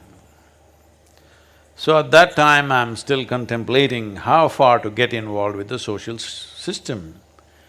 And we are trying to do it like this, and suddenly a big gossip mill starts in Coimbatore, some secret school has been started, they're doing all kinds of things, they're taking drugs.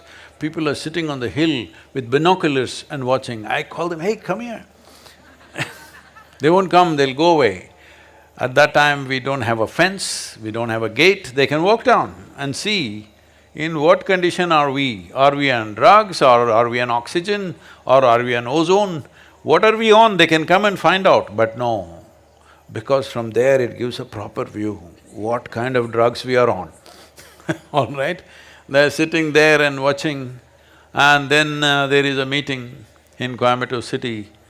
They want to bring 500 people in trucks and demolish the ashram.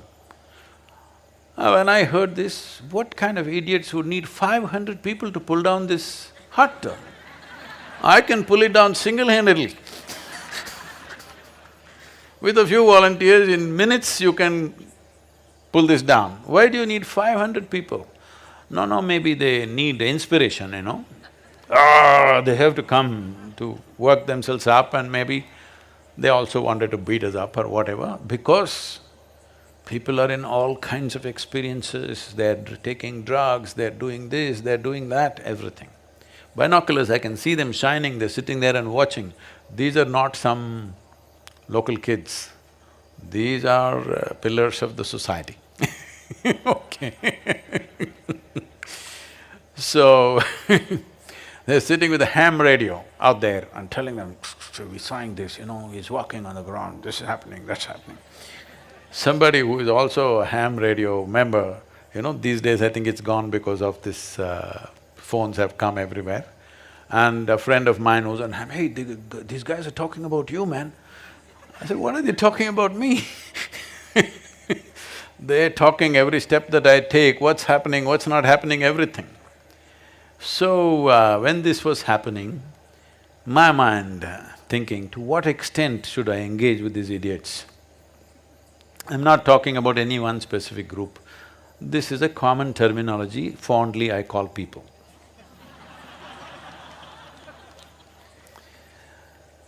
So I'm just calculating to what extent am I willing to go? See how far I've come my engagement in the world because I'm fundamentally reluctant to engage with the world. But I know if you don't create enough goodwill, they will anyway ruin it. We are preparing people, already it's brewing. When I actually get to work, things will happen. So, we have faced this before and I know many other yogis and sages who faced this. So, goodwill mission we started. Going and giving public talks, introductions. What is it that they're impressed with? With their stupid education. One thing is if somebody can speak English, all right? This is an unfortunate reality in the country. Another thing is, you must be smarter than them. So that was never a problem.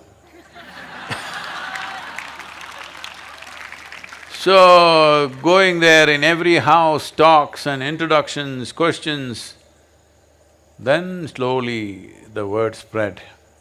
You know, this is in the programs, young boys standing up and asking this.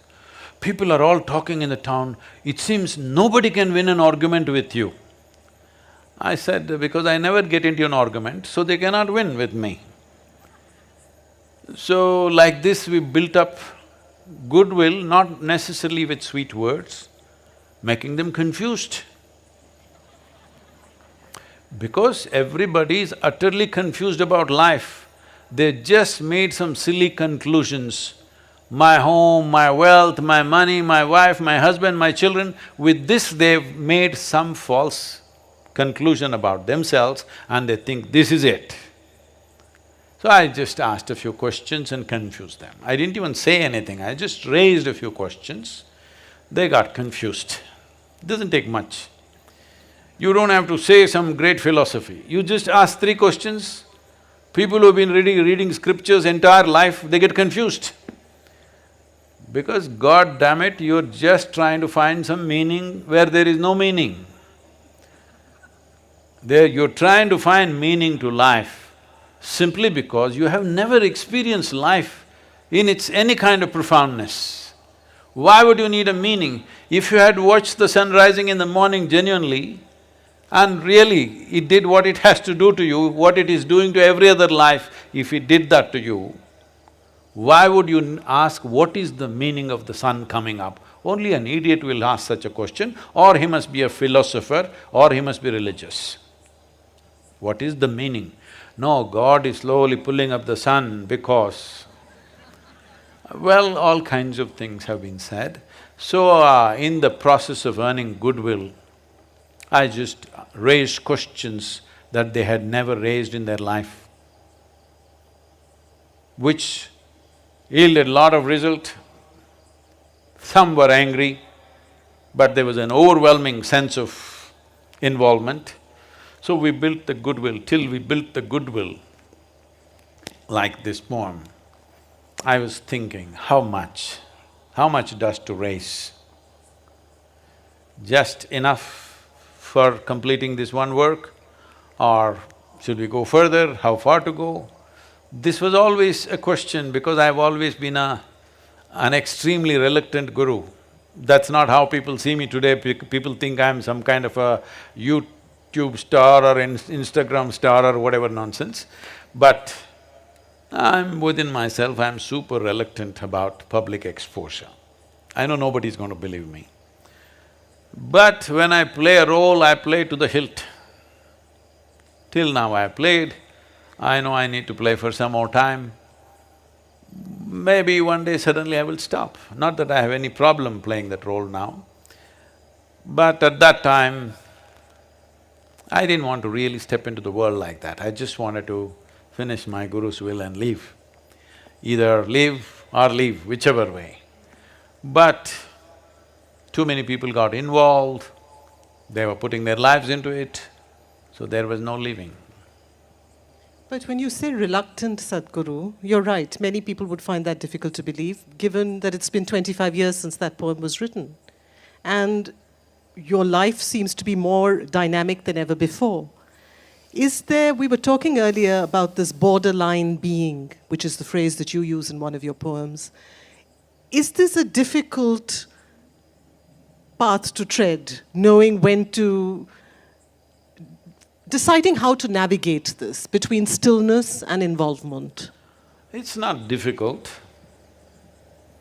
It's just a choice. Making the choice, I took a bit of time because I know getting involved in the world, what a huge compromise of yourself you have to make. But we made the choice and it's fine. Can people miss the stillness in this storm? That's left to them. Everything that we teach them, all the sadhana that we give them is towards stillness. But if they think I exist only on YouTube and many meditators coming and telling me, Sadhguru, every day, some of them come, every day I go to bed listening to you. I said, God damn it, I thought I am talking to people to awaken them, but you are using it to go to sleep. And some people coming and telling me, every day, Sadhguru, when I wake up, first thing is I listen to you. I said, first thing is you're supposed to do your practice. No, Sadhguru. What to do? I know that there are many other poems, Sadhguru, but I'm going to ask you at this point not to read the one that I'd originally intended, but to move on to your guru poems, where you actually speak of your own master.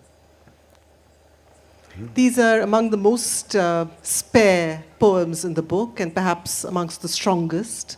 So it would be a pity to bring this to a close without reading those poems. Where is that? 161.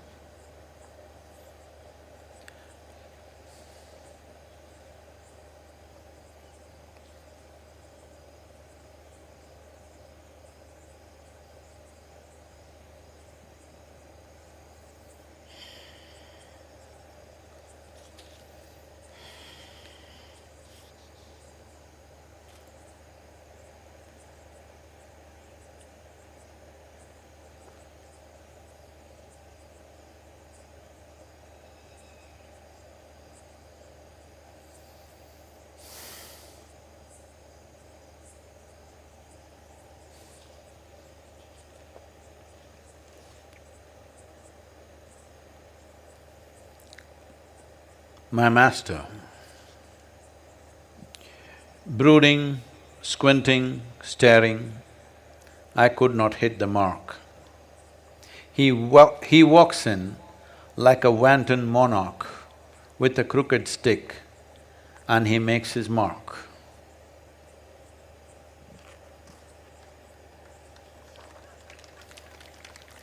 My master, lost to life and death, both I did, but moved me not.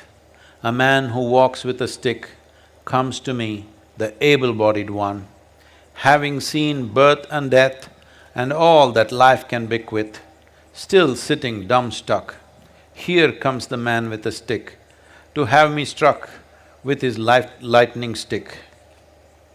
My master, I let the whole world go by, of spiritual and material, of land and sky.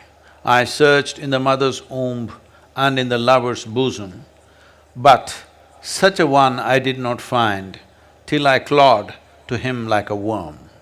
Till I crawled to him like a worm. My master, what can the poor guru do? All I have done is do and do. After seeking all that is there to see, he comes to teach me how to be. My master, the breath that passes out will not come back. the guru who touched me and left me not and need not come back. Hmm?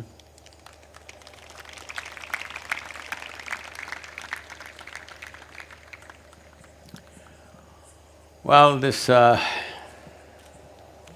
even the tissue's wet, what the hell?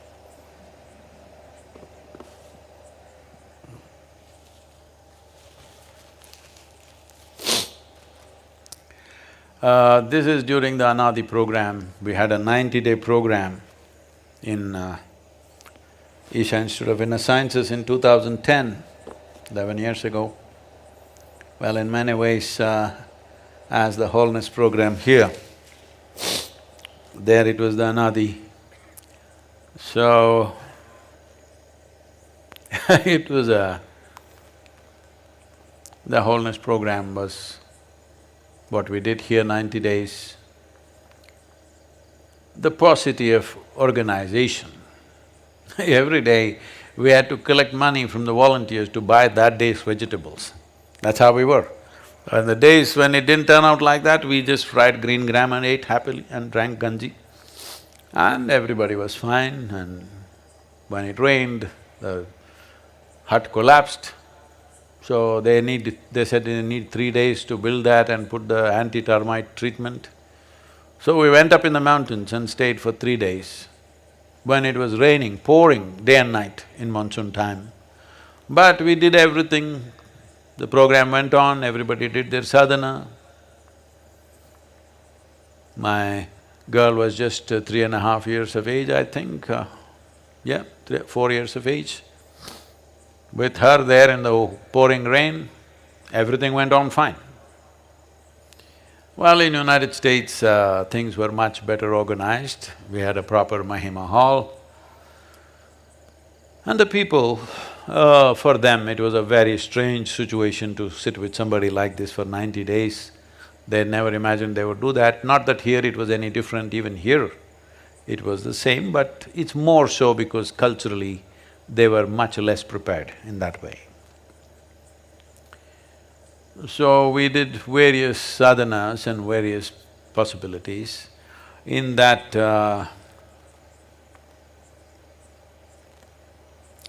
this is something that I always see when I speak something or in some way when I touch somebody's lives. The next thing they will ask me, Sadhguru, who is your guru? They think I went to some school. It's like, if you write, if you write good poetry, people will ask, who taught you English? Which college you went to? Like that, that's the same question. Well, that's not how it works. At that time, I wrote these 5 poems, right there sitting on stage in front of people when they were doing something. In about 10-12 minutes, I had these 5 things ready because I don't really formulate things. When I'm writing this word, I don't know what's the next word. I don't know the sentence or the line that I'm writing, I only know one word. After that, I'm just writing. So, maybe it's my partner. But when you're writing, it brings me to that question.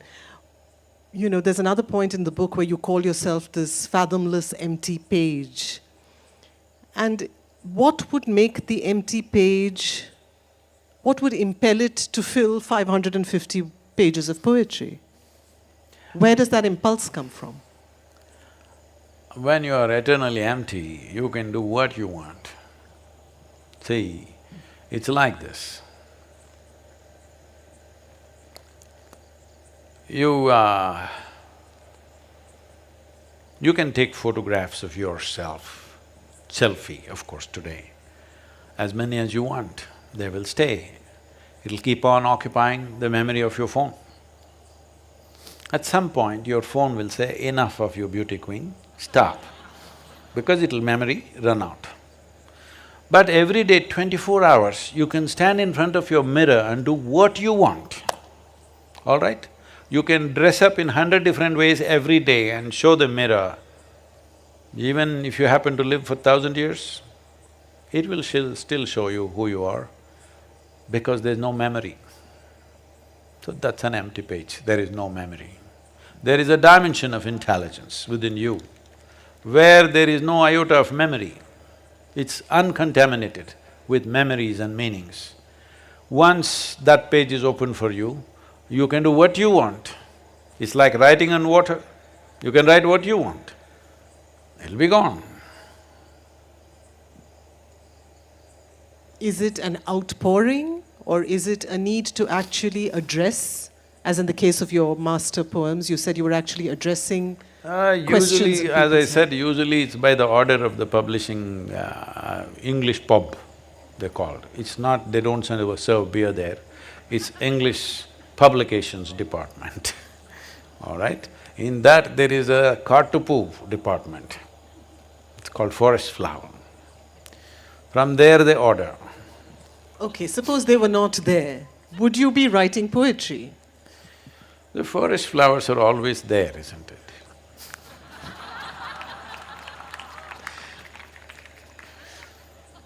Tell us more about the impulse of this mirror. Why would this blank, this empty mirror, does the mirror seek reflections? No. No. So why does it write? Why is this blank page creating printed pages? But somebody is coming in front of it, so it reflects. So it's movement, it's in complete stillness, but this dynamism of the outer world impels it to write. I wouldn't say it impels me. See, I'm not an inspired writer like that. I'm not an inspired anything, really. I'm essentially… for lack of vocabulary, I would say, fundamentally I'm just lazy. I don't like to think, I don't like to do anything. I never usually think. It's just that people think they have to practice thinking and they're all the time thinking. It's a worn-out machine. See, this is a machine. Physical body is a machine, the more you use it, the better it gets.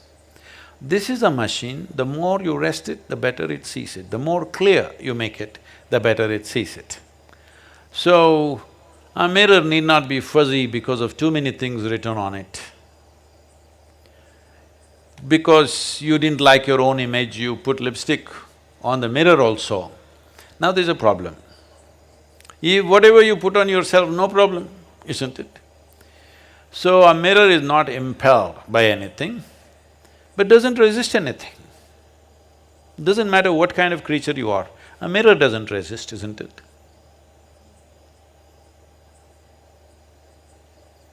What is inspiration for a mystic?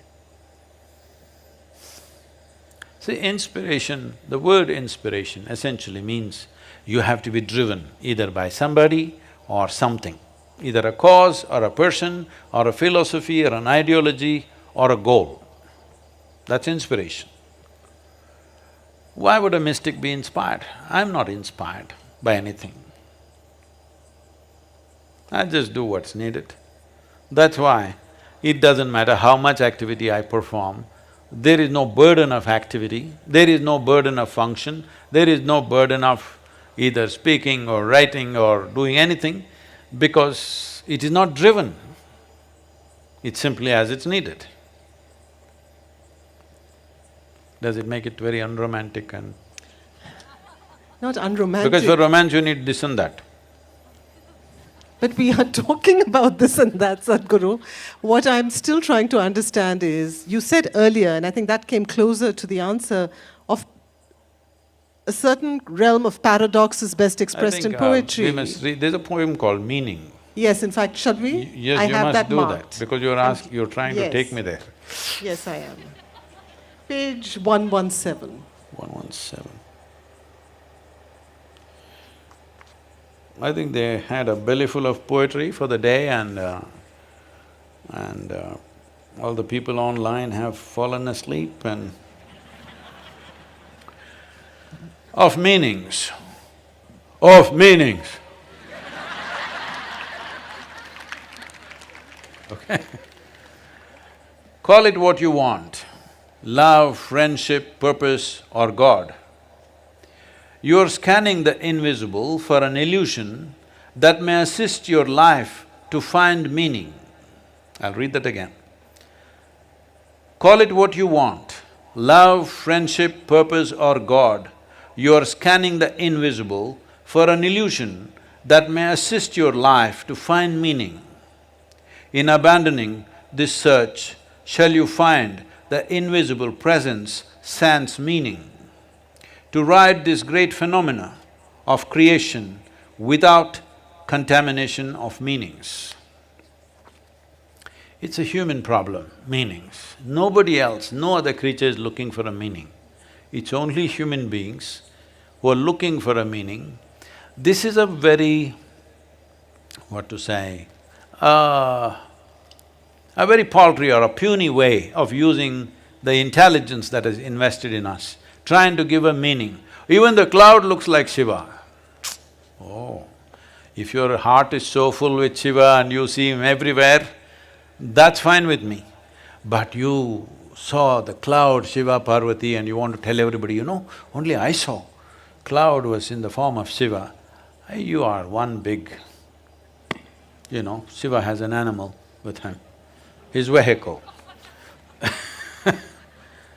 So, this meaning is you're trying to give value to life because you've not realized the value of life.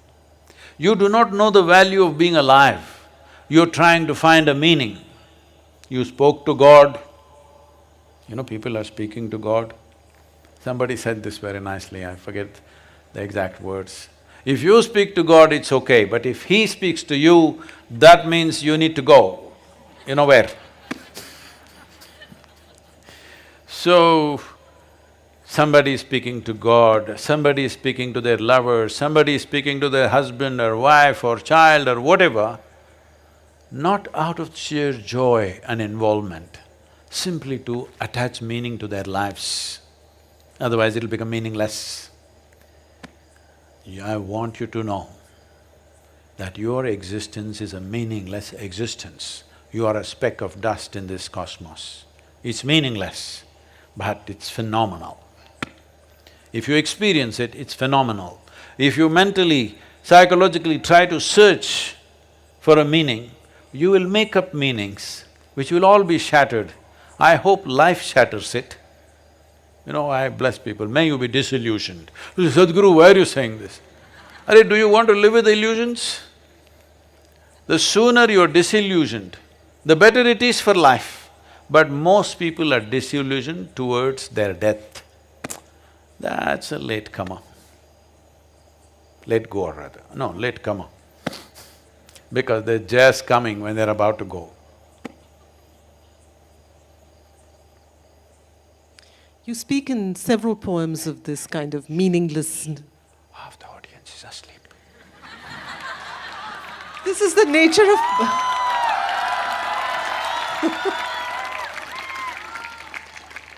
You know, how often does one get a chance to sit and talk poetry with Sadhguru? I don't think we need to call this to a halt soon, do we?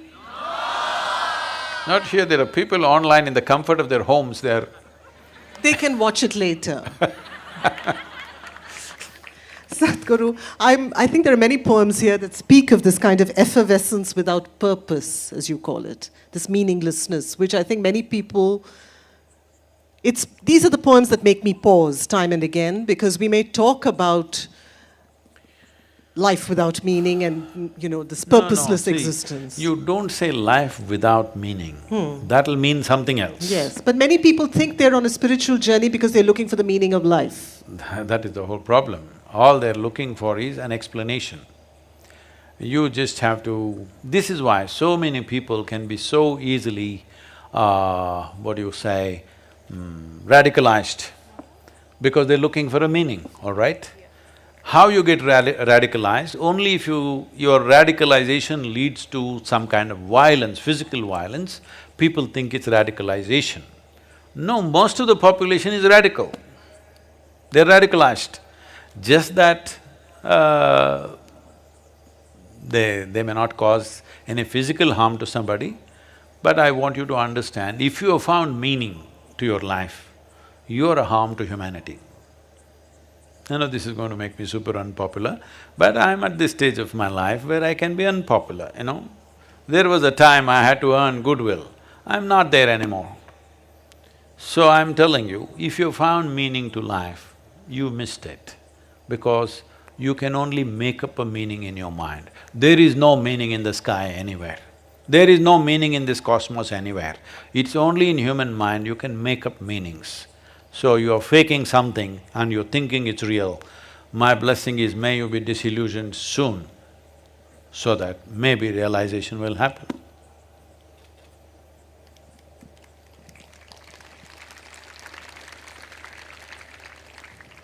Have you found a meaning in a flower, or a cloud, or an empty sky?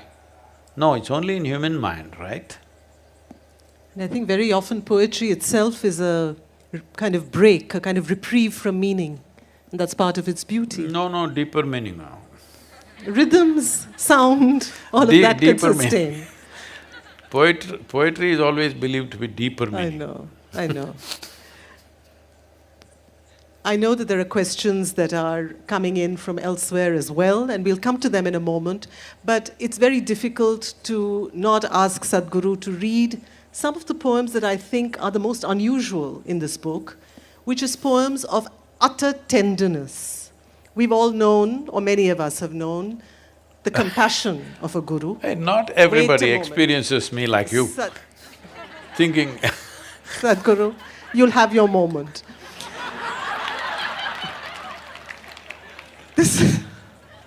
This is not the incisive, crisp, authoritative, sometimes steely Sadhguru. This is a particularly tender, vulnerable Sadhguru. And I think it would be good for us to hear that in the poems.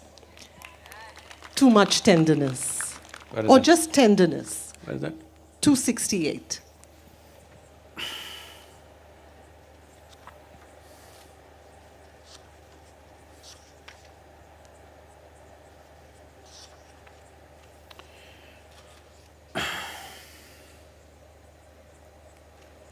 Too much tenderness. Tenderness. Let's go too much. No? Any of the tender poems. There are 3 of them.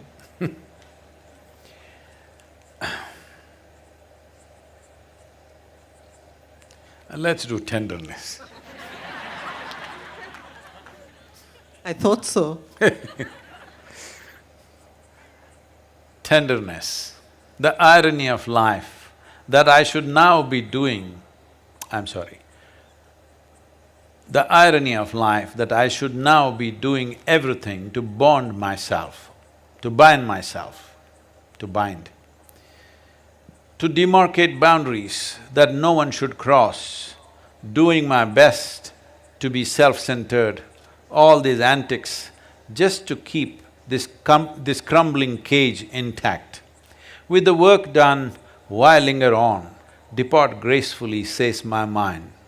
But what to do with lovers who have lost themselves in the process of loving? Too many lovers, the very remembrance brings tears of too much tenderness, so I will act brash and go on.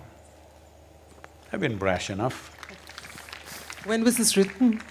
This is just after Dhyanalinga. I was completely incapacitated, I couldn't sit up or anything. My speech was gone for almost… I don't even remember how many days, but for significant enough time that I had no speech, and I was living in the shrine. There was nowhere else I could move, I couldn't move to my bedroom. At that time when things slowly… people were tending to me and putting me back on my feet somehow.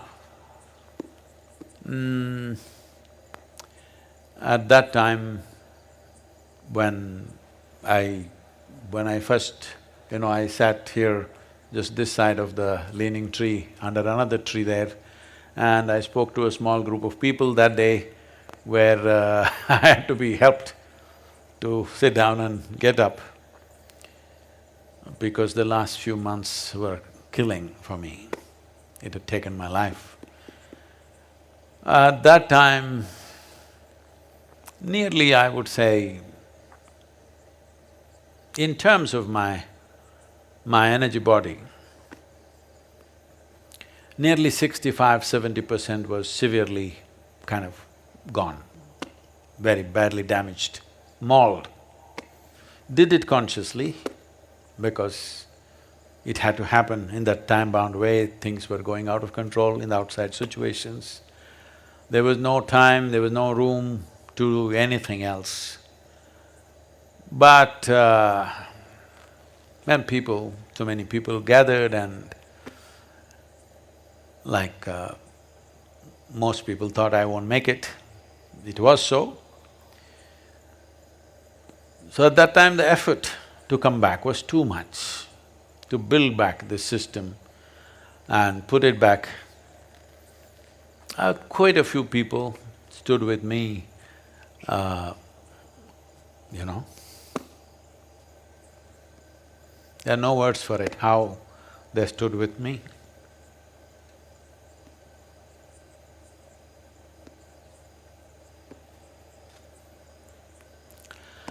So at that time, the struggle of almost recreating this body, and we thought we will just make… because there are invites from United States for many years, and we thought we will just make one trip, that before I leave, one trip to United States, so that we'll put some seed in the West and come. So when I went there, because there were so many medical issues, nothing was diagnosed. Every time there's a blood test, bizarre, diagnosis was being made that I have cancer here, I have tumor there, I have this and I have that and all kinds of things. But every other day it kept changing, all these diagnoses. Then the doctor said, the way you are, we have to declare you as blue light emergency that you cannot fly. I said, please don't do that, I have to go back to India. Because if they declare you blue light emergency, they won't let you get onto an airplane. Then I had to literally request the doctor, please don't do this. He said, no, Sadhguru, you cannot go onto a plane which is more than 3 to 4 hours. If something happens, it'll be a medical emergency that cannot be handled. I said, it doesn't matter, I need to go back home, I need to go back to India, I'm not going to die here. And I won't die on the plane. So, when it was like that, the amount of effort it took to put this back, definitely there were thoughts, is it worthwhile doing that? Because it took so much effort. There were too many people who mattered. Well, here I am.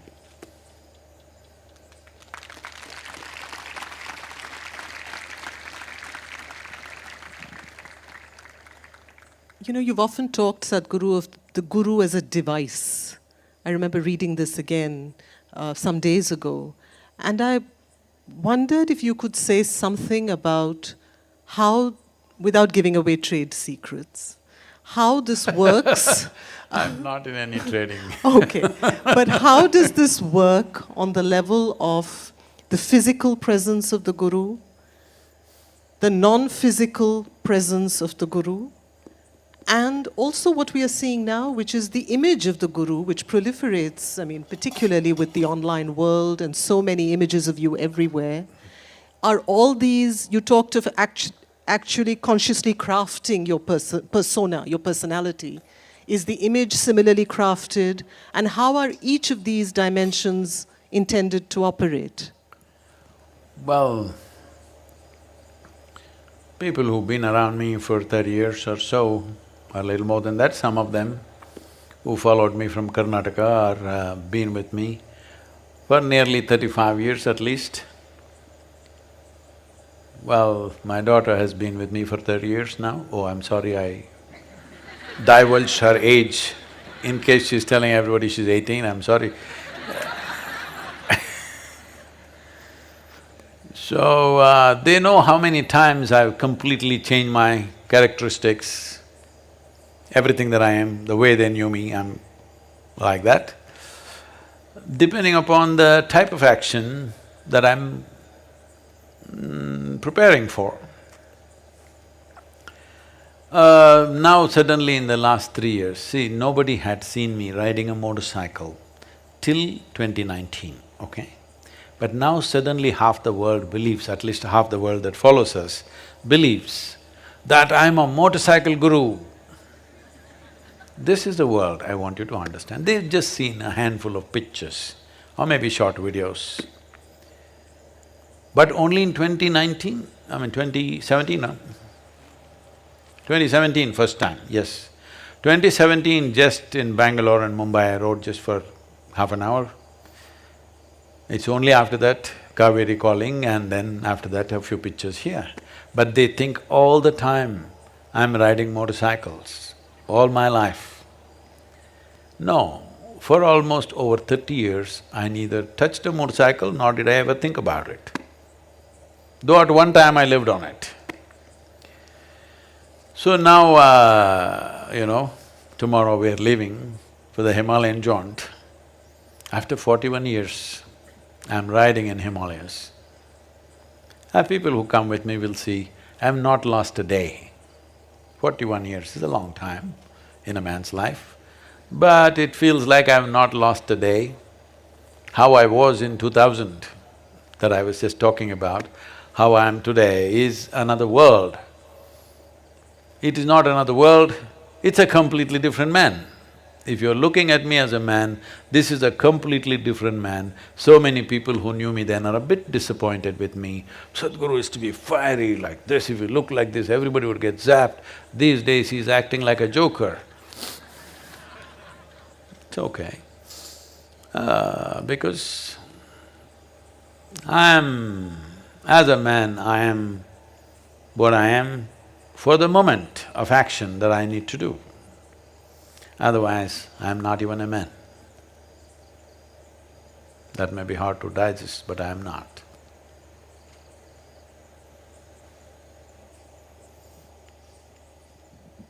Is there anything more you want to say about how the device works? Is door a device? In a sense, yes. Yes, you need to walk through it, only then it works.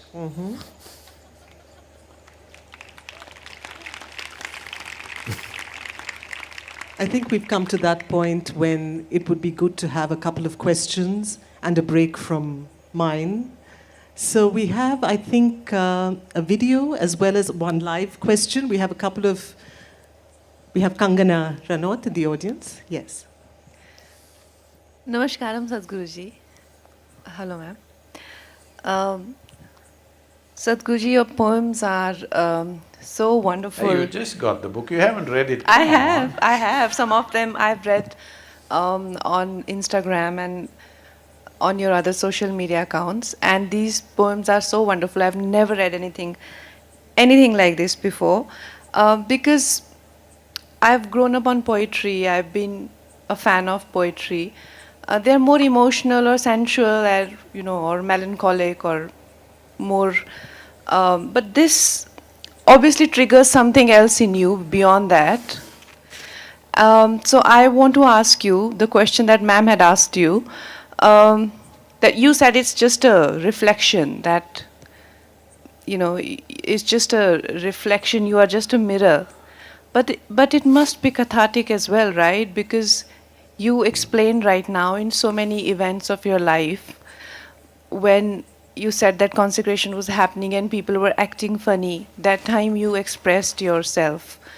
And then there is this poem which I just saw, Too Much Tenderness. I think you may have written about somebody you lost in your life. So do you feel a sense of, can you putting your story out there, is it cathartic for you? What is the purpose of it? See, only if you have something pent up, you need a cathartic process. Do I look like I've gathered any substance living here? No, you don't. And what you said about these being absolute reflections, I do agree with that also. No, I mean to say, catharsis is meaningful only when you have some pent-up stuff. So this is something, I know I was in United States and this journalist was interviewing me. Sadhguru, all the time you're busy, how do you unwind yourself? I said, I don't wind myself up, first of all. Why do you wind yourself up and then unwind yourself? I don't wind myself up, so where is the question of catharsis? See, when before I'm 21, I wrote certain kind of poetry which was more of all about injustice and anger and, stuff like that. But then, when I was around 20, 21, I realized this is just rubbish. If you want to look for injustice, everything looks unjust in the world. There's simply nothing which is just. There's no justice. Justice itself is a foolish idea. I know people will attack me for this, but I'm just saying that what I want is justice, what you want is injustice. That's the understanding of justice. Aren't there some fair things to happen? Yes, the world has to be fair. But is there something absolute called justice and injustice? Well, if you go and spend enough time in the courts, which I have not done, but I know what happens there, if you spend enough time in the temples of justice, you will understand what is justice and injustice, what I am saying. So, even in a home, if there are two children, one will feel there's injustice against that person. Always this is going on. Sometimes there may be some substance to it, sometimes no. But whichever way you do life, even here I'm sure in the ashram, some people feel, I am unjust, I'm spending more time with somebody, doing something more to someone else and not doing to you. This is always there. So is there some way to do life in such a way that everybody will feel they got what they have to get? No. People who think they have to get something, you can never ever satisfy them. Never. Doesn't matter what you do. Today you can make them happy, tomorrow they will come up with something else. So, this idea of trying to be just to everybody, no, I'm inclusive. I don't hold one above the other. But action, I know, in action everything is injustice. That's simply not possible. It is simply not possible to be just. Right now, you're sitting here and asking the question. If all these 5,000 people want to ask this question now, one question, I'm sure they have their own. we will be sitting here forever, all right? So, is it justice? No, it is not. It is not fair that way if you look at it. It is just that in your heart you hold everything the way it is, not one above the other. Once you're like this, you act as it is possible. You know the imperfection of action in this world. Do it whichever way, action will never be perfect. However you do it, only a fool will think, I've done something perfect. There is no such thing as perfection in action because however you do it, there is a better way to do it. Always. And always somebody can find fault with how we have done it. I myself can find 100 holes in everything that I do, including my poetry. Yes. So, it is not about that. It is just that there is a tremendous phenomena here. We are completely deviating from that because we are too invested in our psychological drama. But without the drama, there is no movie making. So probably you searched and saw which one is something you can sing in the next song, next movie. None of these are no good. I will write one. I'll write one for the Hindi cinema, maybe. Why not? We are waiting, Sadhguru. I know there's one more question. I think that's is that on screen? Yes. Hello Sadhguru, I have just heard that your new book of poems is coming out which is called The Eternal Echoes. I am very excited and I'm looking forward to reading it, but I have read these few poems and out of them one of my favorites is Linga. So I'm just going to read it out for everybody to listen to it. You're the firstborn, the first expression of the cosmic emptiness. The wise ones aspire you to be the source of all this lively mischief. You're the source of all pain and pleasure. You're the lowest and the highest. The games that you play, the multitude of forms for which you're the source, are neither this nor that. I warm through creation to discover you in me. O Ishana, the most glorious form. Blessed is Isha to be your abode. It is a beautiful poem and I absolutely love it. But may I ask you, the poem is called Linga, and why is there no mention of Shiva? Why this poor girl is standing near Adiyogi, huh? Mani, what are you doing there? Oh. Particularly windy day. Yes. It's page 429, Sadhguru, if you want to read it. It's okay. No, I know the poem. Well, in the vastness of nothingness, this vast emptiness, which you call as space in English language, here in the yogic culture, we call that Shiva, that which is not. Linga means a form has happened. That means it is no more that which is not. So once linga has come, Shiva, no, because there is something now. There is no nothing anymore, it's something is on. Well, something is just an expression of that nothingness, but still, in our perception, something has manifested. That's important, because we are like that. You don't know where you were before you were born.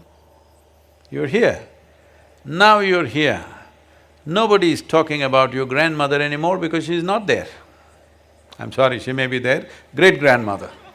Okay, I'm sorry I don't wish to send anybody early. Your great-grandmother, we are not talking about her now because you're here. You have manifested. Your great-grandmother is the basis of your existence, but we don't talk about her anymore, unless she was such a superstar. Otherwise, she's forgotten. Forgotten does not mean dismissed.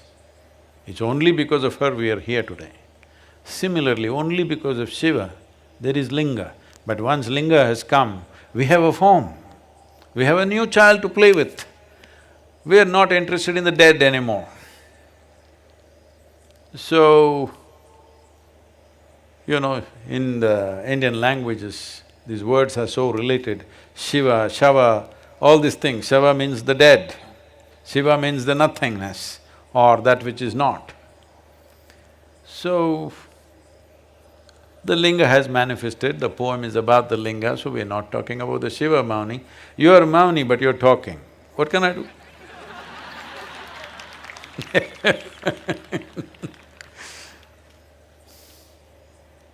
Sadhguru, I know that you wanted to have other tones entering this conversation, so I'm going to move to your place poems. There are several poems in this book that are about places. And I think what makes it different from the typical postcard poem is the fact that we actually see Sadhguru participating in the invisible inner history of many of these places that he visits. So I'm going to ask you to read this poem called America. Oh, what's the page? 508.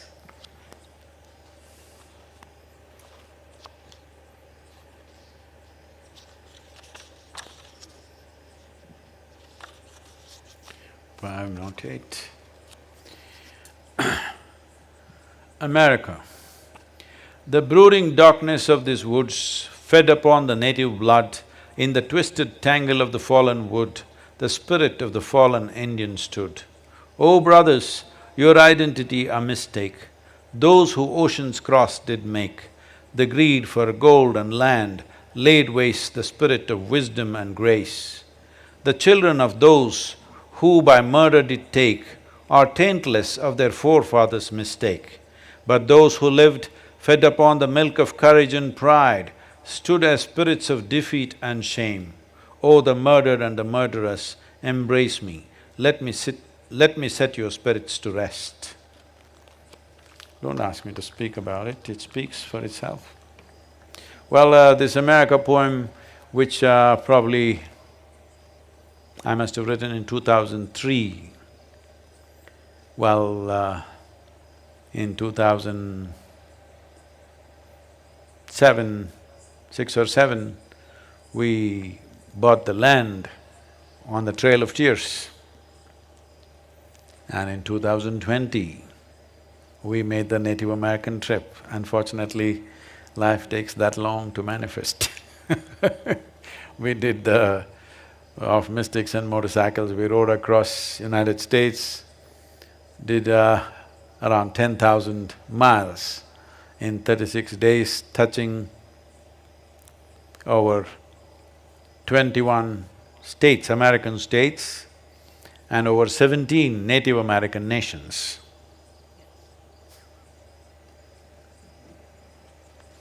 But there is a specific story here which I see that you're not getting into. Tired? No, I'm not tired, but they're all babies who have to wake up at 4:30 in the Do morning. you not want to hear the story about what the Indian who's mentioned here? This has been spoken many times. Do you accept that answer? Yes. Those are all… Sadhguru, you have a all right, we'll give you a very brief answer maybe to this and then read any poem that you'd like to read. Oh, I don't know which one is where, so… They haven't been marked in your book? No.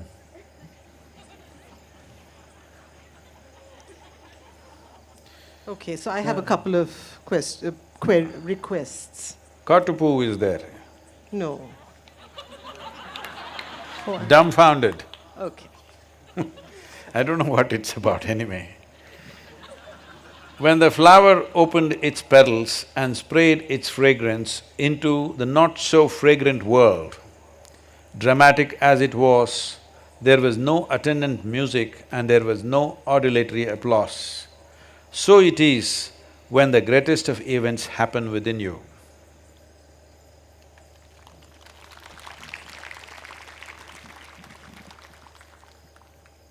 No drama, I'm saying. Yes.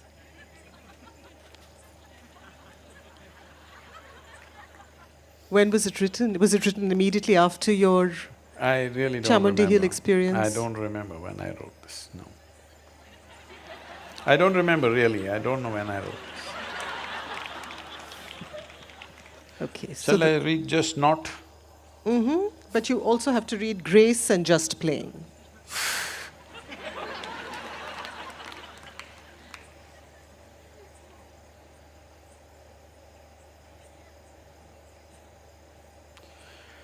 Laugh your head off if you can, cry your heart out if you cannot laugh. Know the abandon of doing something where you are not.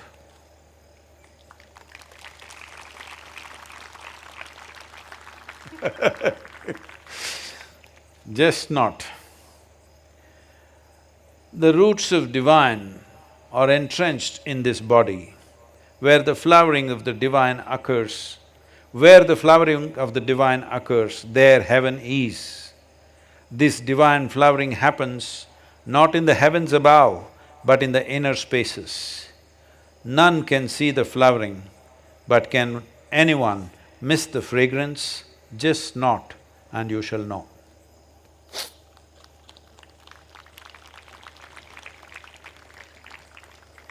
Speaking of the snort, you actually have a poem called The Smell of Shiva. What is that? 460. That's also a place poem. So tell us something about when it was written and where.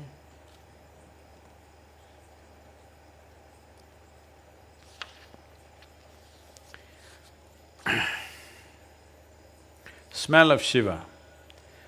The silent mountains, stoic but full of ice, the roaring river, rapid, in a hurry to lose itself, a nameless valley steeped in occult ways, people as earthy as earthworms, found ways to bend nature to their will, seeking the mundane through magic.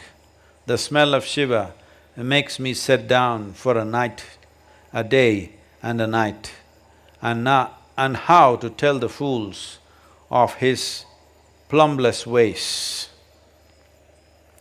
This is in Yellowbong Valley in Nepal. It's one of the strangest places that we have hit. We were trekking, I don't remember which year, when we were probably 2012 or 13, somewhere around there. So it was a hard trek and then we walked into this valley.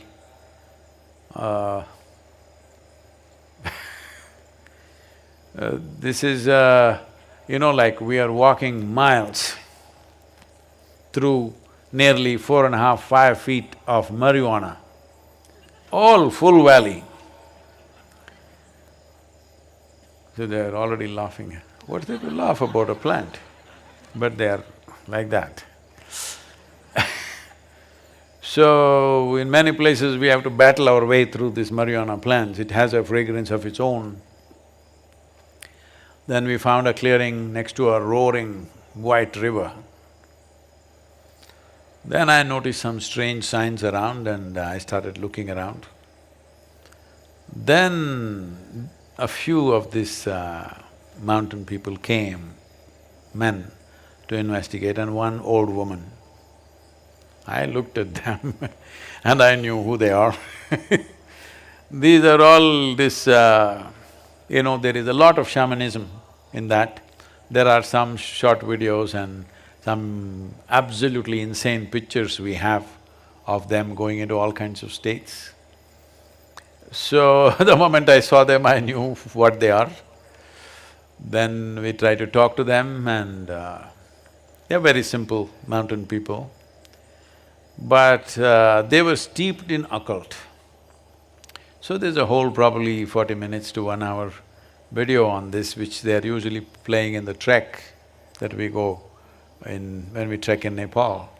Maybe we can put it out for you tomorrow here.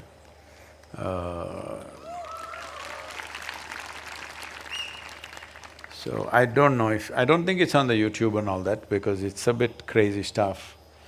Because this valley is a crazy place, totally crazy. They found ways, being alone in these mountains, no roads, no communication, no nothing. They found their own ways. Quite something. I love the title, What's that? Smell of Shiva. Okay. People do not know this. Even Padmashambhava. See, people think Padmashambhava is a Buddhist because Tibetan Buddhism has enshrined him. No, Padmashambhava always carried a trident in his hand. He is not a Buddhist monk. He had 2 wives, one Indian wife and one either Nepali or Tibetan wife. Both of them traveled with him wherever he went, always with a trident. So definitely he was not a Buddhist, nor was he a monk. He's a completely different kind. So these are lands where he traveled and later on, well, probably in his later age, I don't know exactly, but probably in his later age, he settled in Tibet, or he stayed there for some time and came back to the Gangetic plain in his later age. There are various, beliefs, accounts of this, but essentially, he is a mystic who did things in strange ways, and some of them who traveled with me in 2019, we went to Padmashambhava cave. Oh, I don't think that's something that they'll ever forget in their life. Something incredible there. Tell us more. You can't come this far, you can't enter the cave and then not say anything. What time do you get up in the morning? No, With no, you don't laddus, have I to might. reveal, but there are many here who have to get up at 4:30 in the morning. Okay, I have to admit defeat. So I'm going to ask Sadhguru, I think it's actually best to leave with the sound of a poem in one's ears. I must say, despite the inquisition that I've subjected Sadhguru to, I am a lover of poetry, and I do believe that the best poetry is just the kind that you can marinate in, sink into, and there's an entire book waiting for you to immerse yourselves in. I'm just going to ask Sadhguru to read perhaps 2 poems and leave us with those. I thought one. Okay, 2. All right, which 2? Tell me quickly. Grace and just playing. Huh? Grace and Where just is Grace? playing. Where is it? Why has no one marked Sadhguru's book? What page? 548. No, it's marked 548, I can find it, that's why.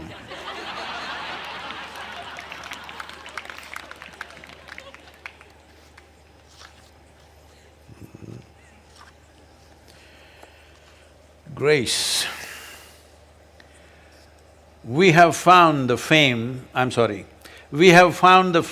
that can burn beneath the water. We have found the union that can be united under the severest knife. We have found the bliss that can bloom even in the very face of death. We have found the love that can stir most barren of hearts. We have found the guile that can slip out of hell's own corner. We have found the grace that has placed us beyond all disgrace. We have found a jointedness that can make Shiva feel like two. O Shambho, your grace has brought us this far, may we proceed unto you. Where's the next one? Okay. When I'm finding the page, huh? When I'm finding the page, they will all pause. 32. Just playing. There are private spaces in my mind where I agree with all and sundry. But there are public spaces in my mind where I could debate all that anyone says or thinks. This is not a contradictory existence, just that deep down I never took sides of any sort. Though I stand stoutly for all that I take up, don't you go thinking I'm in a confessional mode, just playing with you, as deep down in this me, there is really no you and me, just playing.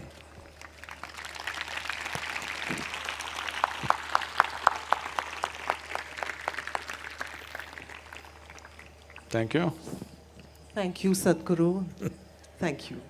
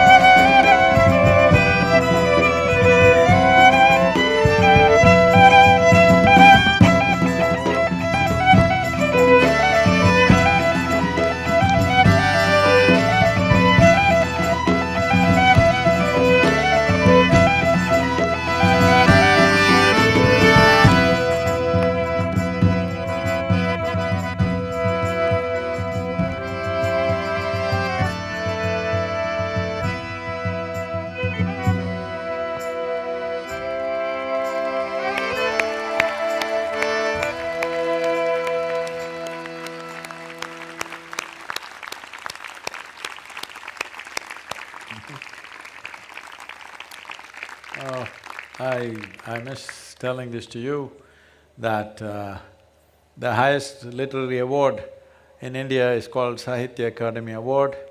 Arundhati has just won this last week, so congratulations.